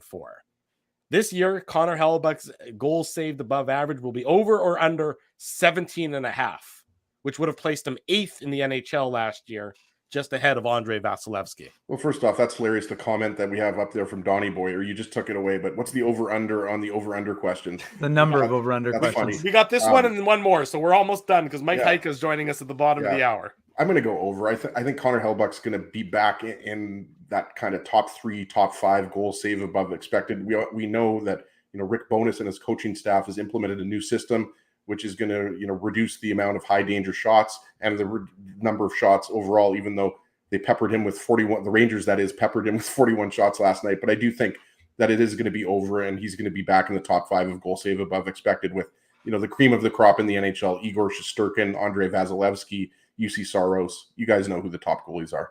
I think the year prior, he was closer to 30 in GSAA. So, I mean, I think that you're probably expecting him to bounce back. I am, at least, and we saw it. Like, it was only one game, so we're gonna, not be so. Hang on. It's only been one game. That was the 4th time we've. Yeah, I think it was the 4th. I think it was the 4th. But I think that no, I definitely expect Connor Hellebuyck to bounce back. So I mean, that's an easy over for me. Okay, last one, David Riddick. Over the course of his NHL career, David Riddick has an average save percentage of .905. In his 5 seasons in Calgary, his save percentage ranged from .904 to .911. It has dropped steadily since then, hitting a low of .886 last season in Nashville. David Riddick's save percentage will be over or under .901 this season. I'm going to say over. I think it's going to be .903. Wow. Over under with a target. How the heck will we know what his save percentage is going to be? I mean, sure, over. You said at 905, he'll probably be right around there. I think if you tend to believe that the Jets are a playoff team and you're going to be needing 10 to 15 wins from your backup goaltender, like they seemed like they had with Eric Comrie last year, you're going to have to hope that David Riddick is going to be over that percentage, Drew. So I'm going to think, especially, and we'll see if the Jets, as we've talked about, cut down the high danger chances against, even if they're allowing shots from, even if they're being outshot, but the shots aren't difficult. Then I suspect that David Riddich's numbers will be up. We shall see. That's one quick thing, though, Drew. I want to mention Eric Comrie, I believe, is getting the start tonight for Buffalo. There you go. Speaking of goaltending issues or goaltenders, already goaltending issues in Toronto. It looks like Matt Murray left the Leafs morning skate. He was all set to start against the Senators tonight. He left early with discomfort in his groin. And then, so if he can't go, obviously that'll mean, who's their other goalie? My brain's gone blank who their other goalie is. Well, this is a Jet show, Drew, so we don't really pay attention. Samsonov. Right. But he would get the start, but the Leafs don't actually have the third stringer. Eric Shalgren got hurt last night playing for the Marlies, apparently. So we might see an emergency backup goaltending situation already. Well, who's the backup? But who would be the backup? The Marlies have two goaltenders. Yes, but they apparently can't. They have 50 contracts, 50 players under contract. The Leafs do, so they can't sign somebody because the Marlies are playing today as well. Oh, Eddie Belfour's going in net for the Leafs tonight. So the backup goalie for the Marlies, who would naturally expect, is going to be playing for the Marlies tonight, and then they're not able to sign another goaltender because they have 50 players under contract. So it looks like there might be an emergency an e-bug situation potentially brewing in Toronto on game 3 of the season already. So I'm sure that'll make some headlines in the newspapers over the next little while. Let's go to break. Mike Heika of the Dallas Stars is going to join us. We're going to preview the upcoming Jets Stars. We'll talk to Mike about, of course, his experience and his time and his insight on Jets head coach Rick Bowness. Big Central Division matchup coming on Monday. We'll preview it next on the Illegal Curve Hockey Show, live on YouTube and live on all of our social media platforms. Keeping Winnipeg laughing for over 30 years. Rumors, Canada's longest running comedy club, bringing you the biggest laughs from the best comedians on the planet. Jerry Seinfeld, Chris Rock, Jon Stewart, Dennis Miller, Brad Garrett, the greats, and all the up-and-comers too. When was the last time you laughed out loud? Make it a great night out with friends or book your office or birthday party. Even a fundraising event at Rumors. Get all the details and dates on upcoming shows at rumorscomedyclub.com. Hi, Ez. A strange question for you. But why are you lying on the ground being crushed by a piano? Well, Drew, I definitely tried to carry this baby grand piano down the stairs by myself, and somehow I failed miserably. Right. Yeah, sorry, that was a silly question on my part. My apologies. Would you like me to call Rolly's Transfer Moving and Storage to help you move the piano? They are the most experienced piano moving company in Winnipeg, after all. Yes, please call Rollies and hurry. This piano is very, very heavy. Rolly's Transfer Moving and Storage offers stress-free residential moving services while taking great care of your personal belongings, including your piano. At Rolly's, no job is too big or too small. For more information, visit rollys.com. Hi, it's Drew from Illegal Curve here. Selling your home can be stressful, but it wasn't for me. Thanks to my friends at Zappia Group Realty, they made the process so easy. My home sold within 48 hours and with multiple offers. Zappia Group Realty took care of everything with their exquisite customer service and attention to detail. If you want to sell your home for more in less time, get started by talking to Frank and Mauro Zappia of Zappia Group Realty. Online at zappiagroup.com. Hey, Drew. Ezzy, whoa, what a smile! Yeah, I got my crowns done at Linden Market Dental Center, and they whiten my teeth. I see. They're so bright that every time I smile, they go... We have hockey tonight. Do you have a mouth guard to protect those pearly whites? I sure do. Whoa, they even ting through the mouth guard. Linden Market Dental Center covers all your dental needs from restorative to cosmetic dentistry and will fit you with a sports guard for that active lifestyle. 877 Waverly. See lindenmarketdental.com. So you're a pizza person, you married a wing person, but somehow your kids are salad people. You can't pick your fam, but you can pick your BP meal deal. Starting from $18.99 for takeout or delivery at bostonpizza.com.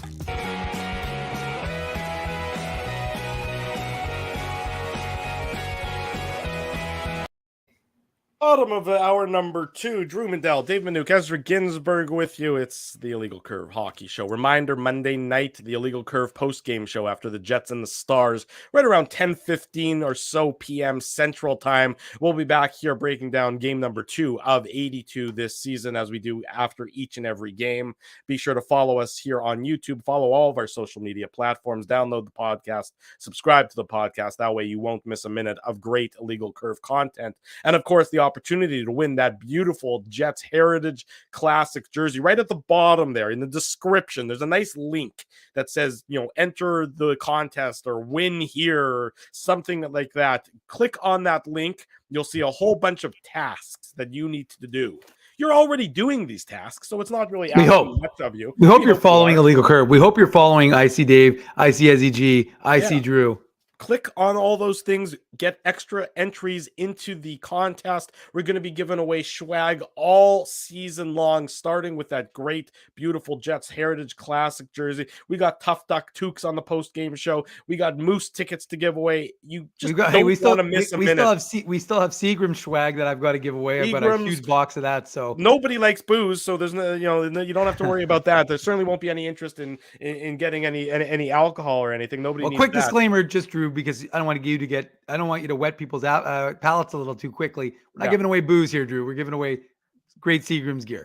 Sorry, Mike. I got a little ahead of myself. Including, we could give away. I've got the Fireball onesie, so I might have to fire that thing up for one of the post game shows. There you go.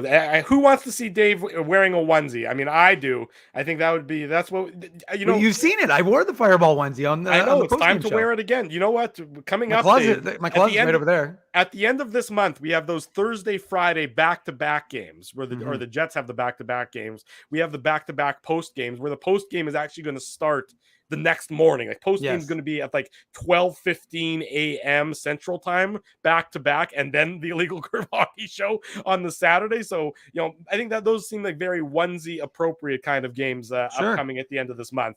As you might want to take a couple naps now and try to prepare for those late nights. I will. Okay, Mike Heika hopefully going to be joining us, but the Jets and the Stars, and we talked about this last week when we were previewing the season and everything else, is that these Central Division games against the Central Division opponents, these are the key games because you look at that Central Division, and obviously the goal is to finish top 3, but it's a beast of a division. And the Colorado Avalanche, obviously defending Stanley Cup champions, we know how good they are. We know how good they're going to be. We almost can mark them in pen that they're going to finish top 3 in the Central. But it's a real dogfight afterwards, and that's why these games, top these division games, top 3. Number 1. Yeah, well, you know what I'm saying. But, that's why I'm saying these division games where the Jets are going to be playing the Stars, and the Jets are going to be playing the Predators, and the Blues and the Wild, these are the games that matter so much because you need to take advantage of these games. And if you can have a good record against the Central Division, against your primary opponents, you should be in a decent spot as it pertains to the playoff chase, which is obviously too soon to look that far ahead at. Yeah, absolutely. And it's early in the season. We've talked a lot about that. You don't want to get too excited about one win here. But I think, don't you want to have tough games to start the season off? Like, I think you can get into a bit of a trap. We saw that a little bit last year, right? Like everybody was kind of losing their minds when the Jets lost that game to the Sharks. I forget if they lost to the Ducks as well, but I remember that Sharks loss. And, it turned out that the Jets, didn't really recover. They recovered from those first few losses, but they didn't recover after they struggled after that 9-3-3 start. So yeah, you're going to get some big tests coming up. Colorado is defending Stanley Cup champions. Love seeing Nazem Kadri getting his Stanley Cup ring, by the way, opening it up with his family. Not sure if you guys saw that, but that was awesome. So yeah, I mean, you love that. And I think these guys love that. Like they want to know how they stack up against some of the best teams, right? Like Dallas, not so much, but Dallas, they know. I mean, that's a team that finished 9 or 10 points ahead of you last year, right? And we're going to have Mike Heika coming on, pretty soon here. But they won their first game over the Nashville Predators 4-1. There's a rematch tonight between the Predators and the Stars. So these are the teams, right? You're talking about the Predators, the Stars, the Blues. Like I know some people are higher on the Blues than I am. I think that's one team. If there's one team that's going to take a step back, 2 teams, I should say, I think it will be the Blues and the Stars. Like I just think Nashville is even better than they were last year by bringing in Ryan McDonough and Niederreiter, and their defense and goaltending is top 5, top 10 at the very least in the league. So Nashville to me is a lock to make the playoffs, but we'll see what happens. So yeah, I love to see some really really good teams. The Jets facing really good teams early on because that you're getting it done, and then you've got some easier teams coming up early November, Montreal, Chicago, and those are obviously teams that you just have to beat if you're going to be a playoff team. Yeah, you're absolutely right. These are the games that matter the most. You look at that Dallas Stars lineup, Dave, and I mean, they obviously got that opening win in Nashville. I think it was 4-1, if I'm not mistaken, their first game of the year a couple nights I ago. just said that. I was going to say, Ezzy literally just said that. Oh, I don't listen to him. You guys know that. Yeah, I was going to say, you clearly weren't listening. The feeling is mutual, Mindell. Yeah, no, I wouldn't expect anything different. It's not an insult. It's just the reality of keeping my sanity for the last 25, 30 years is that when Ginsburg starts going yap, I go, boop. The Mason Marchment signing. I mean, Mason Marchment is, I think, such an integral player for that Dallas Stars team. One of the best free agent signings, I think, this offseason in my books. I thought Mason Marchment would fit great with the Jets. Obviously, that come to fruition. And never mind, he doesn't get the headlines in terms of his talent. You sort of think of him as more of a, maybe a grinder or a lower in the lineup kind of guy. He's not. I mean, you saw the skill that was on display in that goal he scored against Nashville earlier this week. He's playing on a second line role next to Tyler Seguin. I think Mason Marchment is really one of those linchpins for the Dallas Stars this year. Well, he had 18 goals in 54 games last year for the Panthers, and we saw some of them against the Winnipeg Jets in that game here in Winnipeg. Mm-hmm. So, I mean, yeah, and he was a free agent that some Jets fans were hoping the team was gonna be able to snag. So, obviously with his dad's connection to Winnipeg and that sort of thing. But no, I mean, I think those are the kind of players that you always like to see, those kind of breakout talents. I mean, he's think about it, he's undrafted and scored 18 goals in the NHL last year. I mean, those are my favorite kind of stories, because those are the ones of the perseverance. Those are the guys who learn, you don't take anything for granted. Just because you're a first round pick doesn't, equate to the fact that you're automatically going to be a bona fide NHLer. So those are my favorite kind of stories, the favorite kind of players, the ones who work hard to get where they are. And he gets rewarded for that hard work with the 18 goals and then the deal in Dallas. So to me, that he's definitely, I think, a critical piece for them, right? Because one of the things we heard in Dallas with Rick Bowness from Stars fans, of course, was the fact that they went heavy on their top line. So we'll see. We'll bring in Mike Heika. He knows more about the Dallas Stars than we'll ever know. So maybe he can give us insight into the Jets' Central Division rival. We're pleased to welcome to the program Mike Heika from DallasStars.com. Good morning, Mike. How are you? I'm good. Can you hear me? We can hear you loud and clear. Loud and clear, Mike. You joining us. No problem. It's always fun. It is always fun, Mike. Obviously brought you on to talk about the Stars ahead of the Jets and the Stars Monday night. We were just talking about Mason Marchment because we were saying that, a fantastic free agent signing. Obviously, he got off to a great start in his first regular season game in a Stars uniform with that beautiful goal against Nashville. From my perspective, he's a real sort of key to the Stars season. Knowing what you know of him now, having got to know him a bit, what are your impressions of Mason Marchment and how important he's going to be to the Stars this year? Well, it's interesting, just all the things they did in the summer had a certain amount of risk tied to them. And Marchment's 27. He's only played 91 NHL games, and they gave him a 4-year contract at $4.5 million. You're like, I don't know if this is going to work out. But he has been their best player in preseason. He was dynamic in the season opener. Something has clicked in his head at 27 years of age, where he just has so much confidence right now. And he's a bull in the china shop. I thought it's funny because Pete DeBoer said this after the game. He goes, he was surprised by the amount of skill he had. And Pete has known Mason since he was young. And Steve Stopp has known him because they were good friends with his dad. So it's just, I don't know exactly how to explain it. I mean, obviously he's a gifted athlete. He's a big kid. He's a fast skater. But something has just clicked where he now has confidence. And that play that he made around Yossi and then Ruffin.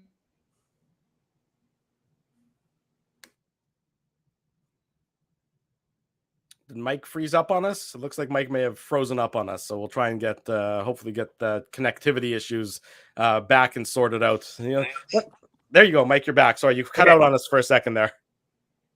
I was just going to say, he's just very talented, and I'm very excited about what he can do. I think he's going to be the real deal. Yeah, and you mentioned his dad, which is obviously, his passing was so tragic. He played for the Jets 1.0, as I think Mike, and a lot of Jets fans were hoping the Jets could snag Mason Marchment. So that was a fantastic signing. I think league-wide, people were kind of praising the Stars for bringing in Mason Marchment, and he obviously hasn't disappointed early on. I wanted to ask you about Tyler Seguin, because I feel like, and I might be wrong about this. I mean, I've always been a big fan of Tyler Seguin's game, but it's almost like, he's a little bit forgotten about. You could say the same thing about Jamie Benn, and that's obviously with the emergence of Jason Robertson and Rupe Hintz, but, registers 3 assists in that opening victory over the Nashville Predators. Like, do you feel like, and you're around the team a lot, like, is there a chip on Tyler Seguin's shoulder? Like, is there kind of a renewed optimism and kind of like, don't forget about me, I'm still a top offensive player in this league, even though he might not be that 75 to 80 point player that he once was? Like, what is kind of what are your expectations for Tyler Seguin this year? I talked to him yesterday about swagger. He loves to use the word swagger because he says that Wyatt Johnston has swagger. So I asked him if he'd lost any of his, last year and the year before. And he goes, well, you had to kind of change the way you play the game. Because he went to the net. He got 20 goals, but it was all around the net. It was rebounds. It was a different way than Tyler had played. And I think he's getting a little bit of the swagger back this year. And a lot of that is he just feels healthy. He had a sliced Achilles probably 5 or 6 years ago, and I think that took some of his speed away. Then he had the knee, and then he had the hip. And so, you just got to fight through that stuff. And the hope is that, he can do a little bit of both this year, that he's learned how to score the dirty, ugly goals, and he can still be the skilled guy, like the pass to Wyatt Johnston. It would be really nice to see. It's an interesting balance because, Tyler has been cocky. You can either like cocky kids or you can't.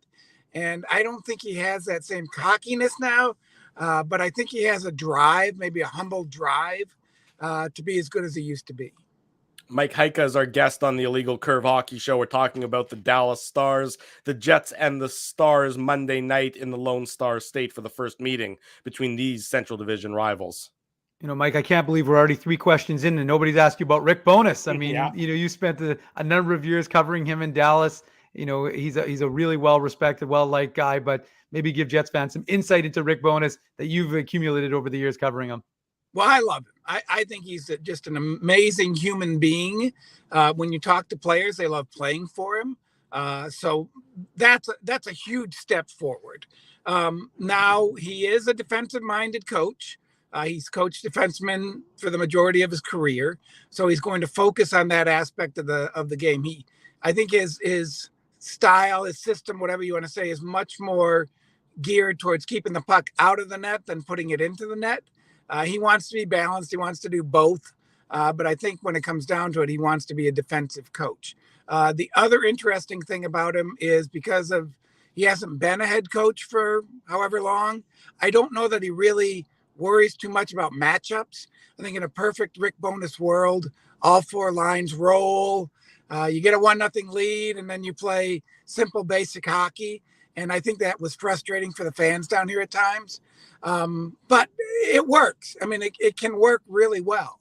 And he's just like, I go back to the bubble, and Jamie Benn was a huge part of the Stars getting to the Stanley Cup final, but so was Rick Bowness. He calms people down. He keeps them focused. He just coaches a good team, so to speak.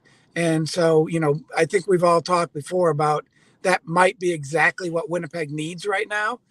So he could be just the right coach at the right time. Conversely, Mike, Pete DeBoer obviously now behind the bench in Dallas. What are you seeing from him and the sort of maybe the changes that he's implementing from the Bowness era? Well, they're going to be a lot more aggressive. Daryl Ray and I were talking on the podcast the other day about how the Stars kind of waded into games. They tried not to make mistakes. They tried to be clean and not take too many risks. And I think Pete's team is going to just go. They're going to just hammer.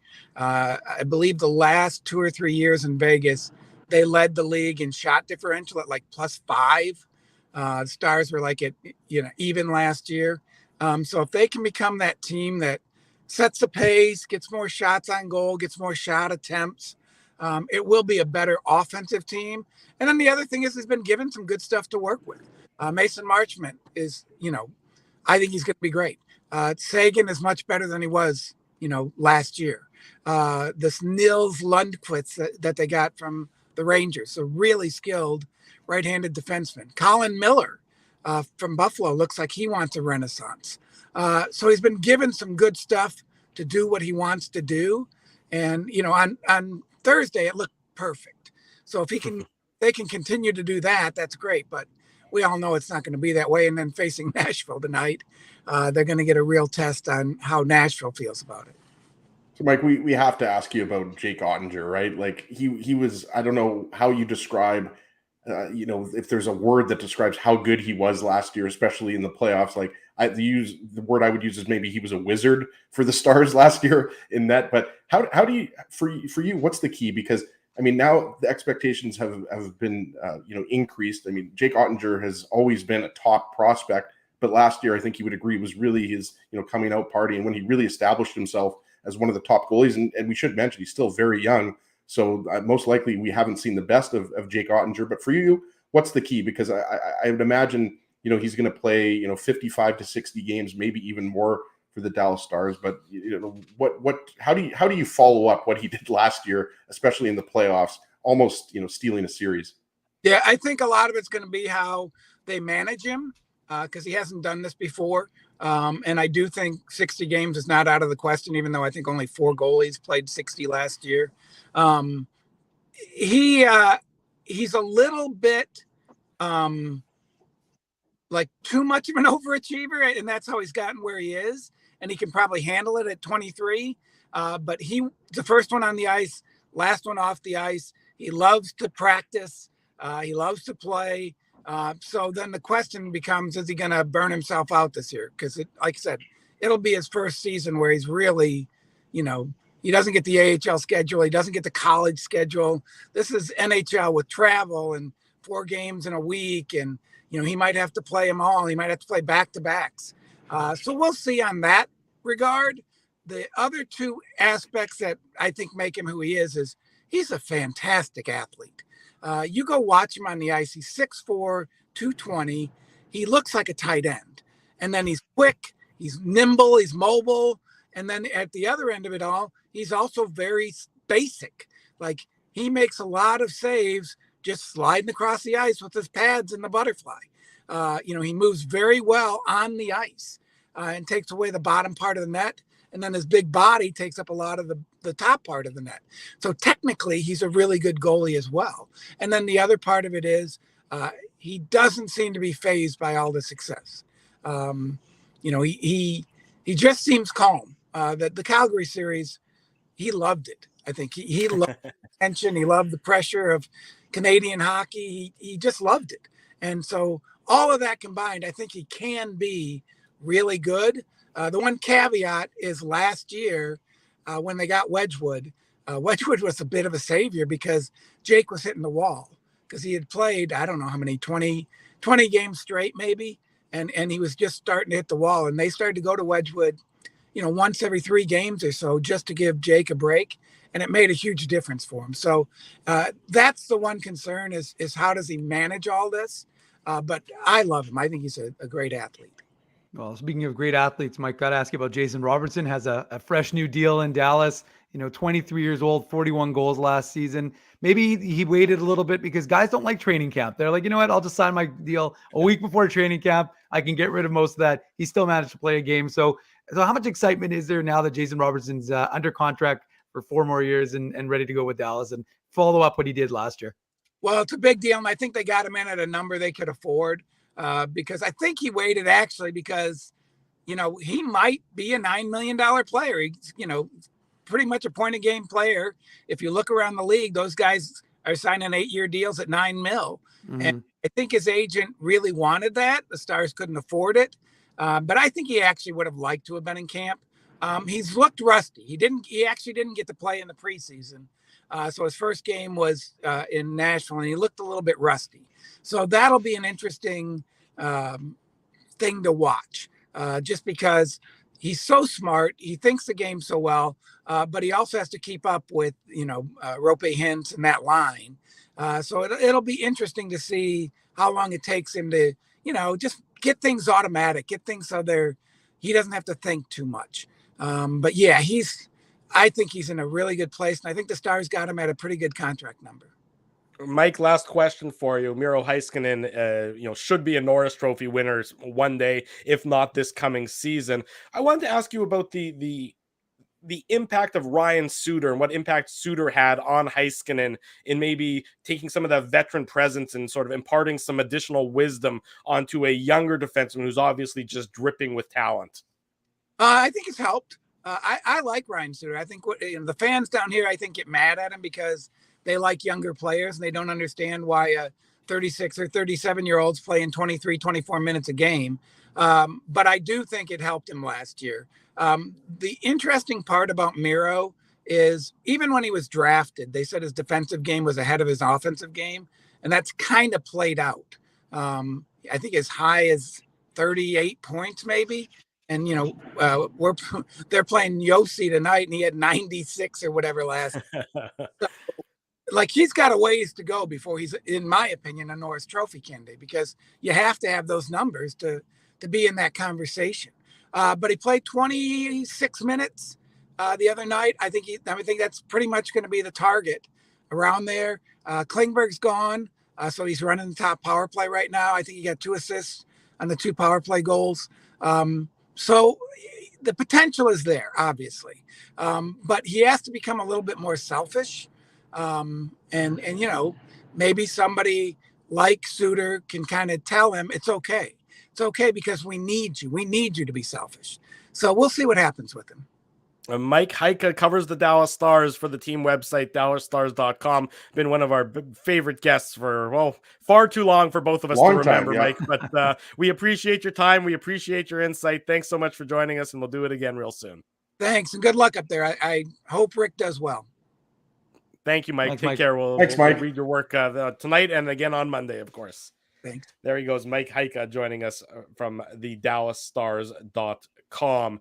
Gentlemen, we haven't actually formally given our predictions for this upcoming season as it pertains to our conference finalists and to our cup winners. So with mere minutes to go, I will ask you both for those. Ezra, we can start with you. Who's going to represent the West? Who's going to represent the East? Who's going to win the Stanley Cup at season's end? So we're not going to do playoff teams. We're just doing top 4 pretty much. If you want to do playoff teams, you can. We have about too much. I'll tweet those out. Just so you know, we got about 6 minutes. So you can. Shocker! I think the New Jersey Devils are going to make the playoffs this year. I mean, look I've thought about this a little bit. I have Colorado winning the cup. I'll start off with that again. I realize that they lost Nazem Kadri, they lost Andrei Burakovsky. The defense is just ridiculous. I'm sorry. There aren't that many teams, that can trot out that defense. Cale Makar has a real good shot again, and winning the Norris Trophy, right? So, I mean, I'm picking Colorado to win the cup. My Stanley Cup finalist is going to be Carolina. I could also see Tampa Bay going far again as well.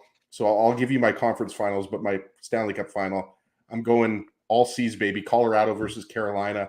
I'm going to go Colorado Edmonton. I realize that the Oilers, there's still some question marks on the back end. I like Jack Campbell, and I don't think Jack Campbell, anybody's going to mistake him for Igor Shesterkin, but I do think there's an upgrade there in net. So I'm going to go Colorado, Edmonton. I'm not going to take Tampa Bay in the conference finals. I'm going to do a little bit of a surprise here. I'm going to go with the Pittsburgh Penguins. So you have the Penguins and the Hurricanes, and you have the Avalanche and you have the Oilers, and then it's Avalanche, Hurricanes, Avalanche winning the cup. Right. So my prediction probably means that at least 2 of those teams are missing the playoffs. Oh, there's no question about it. I mean, that goes without saying, but it's good to get it on the record. So when they, suffer some sort of catastrophic hand, foot, and mouth, I've had that before. Going through the entire dressing room, we'll know who we can blame for that. Dan, same question to you, my friend. I think actually Calgary's coming out of the West is my prediction. I think that Markstrom's going to have it figured out, unlike last playoffs. And I think if he's the difference maker, I think if you have a good goaltender, I think that would be significant for Calgary. So I'm inclined to think the Flames might do it. And out of the East, I kind of wanted to go with my boy Tico Napoli and think Rangers as well. But I could see the Hurricanes kind of putting it all together as well. this year. So I'm thinking maybe a Flames Hurricanes final. And I'm going, I think the Stanley Cup drought is over. The first time since 1993 in the Montreal Canadiens. I think the Calgary Flames are going to win Stanley Cup. Wow, Dave, I did not see that prediction coming. Yep. But I didn't either. I got good though. I got a Lanny McDonald. I got Lanny McDonald's always kind of like right here. So I'm, Jim Poplinski, Joe Nieuwendyk, kind of always love those 80s. We're not going to say Jamie McCowan though. No, not after the head. Mike Vernon, Rick Walmsley. If I can get in on this, if you guys will be willing to entertain my Jeff agrees with me, by the way. Jeff Cables. Okay, there you go. Jeff says it. I was in Calgary in '89 after they won the Stanley Cup. I remember how amazing the city was. Just wanted to get that in there. Thank you. That's great insight for everybody. Everybody, 7-year-old Ezzy.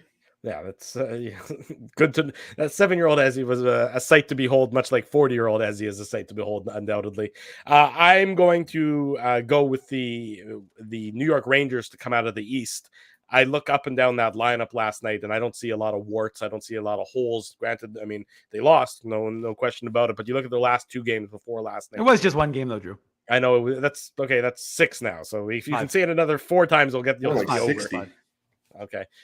You just look at that Rangers team, and I just don't see any holes in the lineup. I mean, they have probably, if not the best goaltender in the world right now, they're one of the top 3 goaltenders in the world. They have world-class defensemen in Adam Fox and Jacob Trouba. You have a ton of scoring power that I think is only going to increase as Lafreniere and Capo Caco get more and more comfortable as the year goes on. And I mean, you mentioned Panarin off the top of the show, Ezzy, and Zibanejad and Chris Kreider, and they just have a wealth of talent up and down their lineup. So the Rangers, to me, are the team that's going to come out of the East. I don't know how you can bet against the Avs coming out of the West. I mean, the goaltending is, I know you did. The goaltending is the sort of unknown to me there, but I'm confident that it'll be fine. And then, Cale Makar on your back end and Nathan McKinnon. Who won? Flames in Colorado. Just saying. Okay, well, thanks. It was just 1 game, though. I know. I appreciate you just saying that. To me, it's the Rangers and it's the Avalanche, but the Rangers are going to be the team that wins the Stanley Cup. So I think it's going to stay East. I considered Carolina. I love it. All of our predictions sucked. I considered Carolina. I just don't trust Freddie Anderson to step up to be at that level of the elite goaltenders when the going gets tough in the nitty-gritty rounds of the playoffs. So that is my prediction. I'm sure that we will all be terribly, horribly wrong, and you'll remind us of that. Our friends in the chat will remind us of that as the season. I really like LA this year. I'm just going to throw that in there. That was one other team that it was between LA, Edmonton, and Calgary. Shocker. And I'm just going to say I think LA does win the division. Okay. Put on your antlers. It's time for the Minuk Moose Minute on the Illegal Curve Hockey Show. Hey, how did that happen? This is Kenny's water bottle's fault, because if he hadn't said anything, you wouldn't have pressed the button. Absolutely not. And then we would have been able to get through the show without hearing Dave go on his self-indulgent rant for the next. You got 2.5 minutes. Sorry, Drew. I'm just giving the people fire coming from Mindell there. I was like, you might have some fireball right there, Mindell, but the reality is that's what the people want. Look at Jeff, T. Kona. Everybody's asking about the Moose, Drew. I'm just giving the people what they want. We give them tickets. We give them insight. That's what we offer here on this. Love the afternoon game, by the way, Dave, to start the season. You don't see that very often. Absolutely. And so it's, the Moose play some, but yeah, you're right. Not for the home opener. It'll be a fun, good atmosphere. 2:00 at Canada Life, downtown Winnipeg. I will be there. The press box will be a little bit more empty. I think there'll be one other guy covering the team. So it should be fun. And this team is stacked. I mean, whether it's Menelainen or Holman net, you've got a young defensive core that's Menelainen. You mean Salminen? Salminen. Sorry, what did I say? Menelainen. It's all these Finnish names. Who can remember? So, but the real key is, you've got Heinola and Chisholm. These guys are going to get an opportunity. Lundmark, 2019 second rounder. He's the guy that I thought really started to come into his own last year, and so he'll be a guy, especially now that the right side depth is a little less without Johnny Kovacevic. Leon Gavanke, he's looking to build. He had a bounce back year for the Moose. Tyrell Bauer, I know Tico Napoli is going to be upset if I don't mention him, but he's a nice big boy coming from the Western Hockey League. He's another right side guy, so he'll bring some. Is he going to drop the mitts tonight, Dave? He may. I don't know if he's in the lineup. We haven't seen that yet. So, and then Ashton Sautner, the Manitoban, from up near Flin Flon. He's going to be most likely the sixth guy on the left side for the Moose. So real exciting decor from a Manitoba team, and the forwards. I'm not going to list them all, but like even just from a prospects perspective, Brad Lambert, Chaz Lucius, Daniel Torgerson, Henry Nikkinen. You've got the old guard. Lots of skill. You got Dominic Tonnato and Jansen Harkins coming down. You've got Kevin Stenlund coming down. So they've got a really good mix. Christian Reichel. This is like Mikey Esimont, Jeff Malott. I mean, like it really is kind of mind blowing how significant this Moose team is. And look, the reality for the Moose are whatever happens to the Jets is going to impact the Moose. So, if the Jets can stay healthy, of course, the Moose team can stay together. But hold on, sorry to cut you off. Did you even mention Ville Heinola? I did. Yeah, I mentioned him. Okay, I did. Talking about him with yeah. You did mention him. Okay. Yeah. So I think that continue on. No, thank you. And look, I think really it's going to be those two guys are going to be playing a lion's share of minutes. But and we haven't even mentioned the lunch pail line. Cole Meyer, Evan Poli, Nicholas Jones. It's just wide. Like I just said, I wasn't going to name them all, but I mean it's unfortunate. I can't get to everyone. Bon Giovanni. Exactly, Wyatt Bon Giovanni. I mean, you've got saying that name. There's the keep going, Ez. I just think it's going to be a lot of fun. I think fans are going to have a great time watching this Moose Club because it's going to be a great mix of developing players and veterans. And obviously Captain Jimmy Olney is out till Christmas. We broke that news in the summer, but Jimmy's hurt. Yeah, Jimmy is hurt. Jimmy can't jump right now. But so you don't have him. But I asked Mark Morrison about that, and he said, look, we've got so many leaders on this team that obviously Jimmy's going to play a role, but there's a lot of guys who are going to step up and fill that void while he's out of the lineup. And I just think that there's a lot of opportunity for these young guys to take that next step. So great place for Daniel Torgersons, the Henry Nikkinens, the Chaz Lucius's, the Brad Lamberts. Those guys could still in theory be assigned to the WHL because we saw it with Montreal. They assigned one of their prospects from Laval to I think the OHL. So that's always still a possibility. I don't think so much with Brad Lambert, maybe with Chaz Lucius. We'll see what happens with there, but there's a lot of exciting things that's going to happen. Portland has his rights, right, Dave? Portland does, yeah. Seattle has Lambert and Portland has Lucius. So we'll see what happens in that regard. But this Moose team is going to be fantastic to watch. So even if the Jets don't make the Stanley Cup Finals, I think there's a very good chance, especially with solid goaltending, that this Moose club could be a Calder Cup contender. And so there's lots of reason to follow along. And we also have to mention quickly, first goal alert, Rutger McGroarty, the 2022 first rounder, scored his first goal, had his first multi-point game for the University of Michigan, who are 3-0 to start the season. I mean, he scored the 9th goal on a 9-1 win over Boston, but still you could see the excitement from the Jets prospect in scoring his first goal at the collegiate level. So lots of excitement coming up for Jets fans to watch. There you go. The Minuk Moose Minute is no better way to wrap up this Saturday morning edition of the Illegal Curve. Well, smashing the like button is always the thing. Leaving a comment on our iTunes, that's also a good thing. Exactly. Leave comments. Leave us a comment on Napster as well, LimeWire. Yeah, all those things. Exactly. Check out my MySpace page too. Big thank you to Dan Robertson. Big thank you to Mike Heika for joining us on the show. If you missed either of those interviews, they are immediately available on the YouTube replay, and Dave M will have the podcast up and running in no time flat. A big thank you to all the sponsors of Illegal Curve who make the post-game show, the Saturday show, and the website a possibility. Our friends at Rumors Restaurant and Comedy Club, Tom Takar at Rumors Tonight. 2 shows, limited tickets available. Get them now, rumorscomedyclub.com. Linden Market Dental Center, Zappia Group Realty, Betway, official sponsor of the Illegal Curve. Post-game show coming up Monday, 10:15 p.m. Central Time. Tough Duck, hardest hitting comment. We gave away a toque last night. We'll give away another one on Monday. Boston Pizza, Seagram's, Rollies Transfer, Grid Park, and The Keg. Support these fine businesses because of their continued support of Illegal Curve Hockey. Dave M is in the top right. Ezra Ginsburg's in the bottom middle. I'm your host, Drew Mindell. If it's Saturday, it's the Illegal Curve Hockey Show live on YouTube and all of our social media platforms.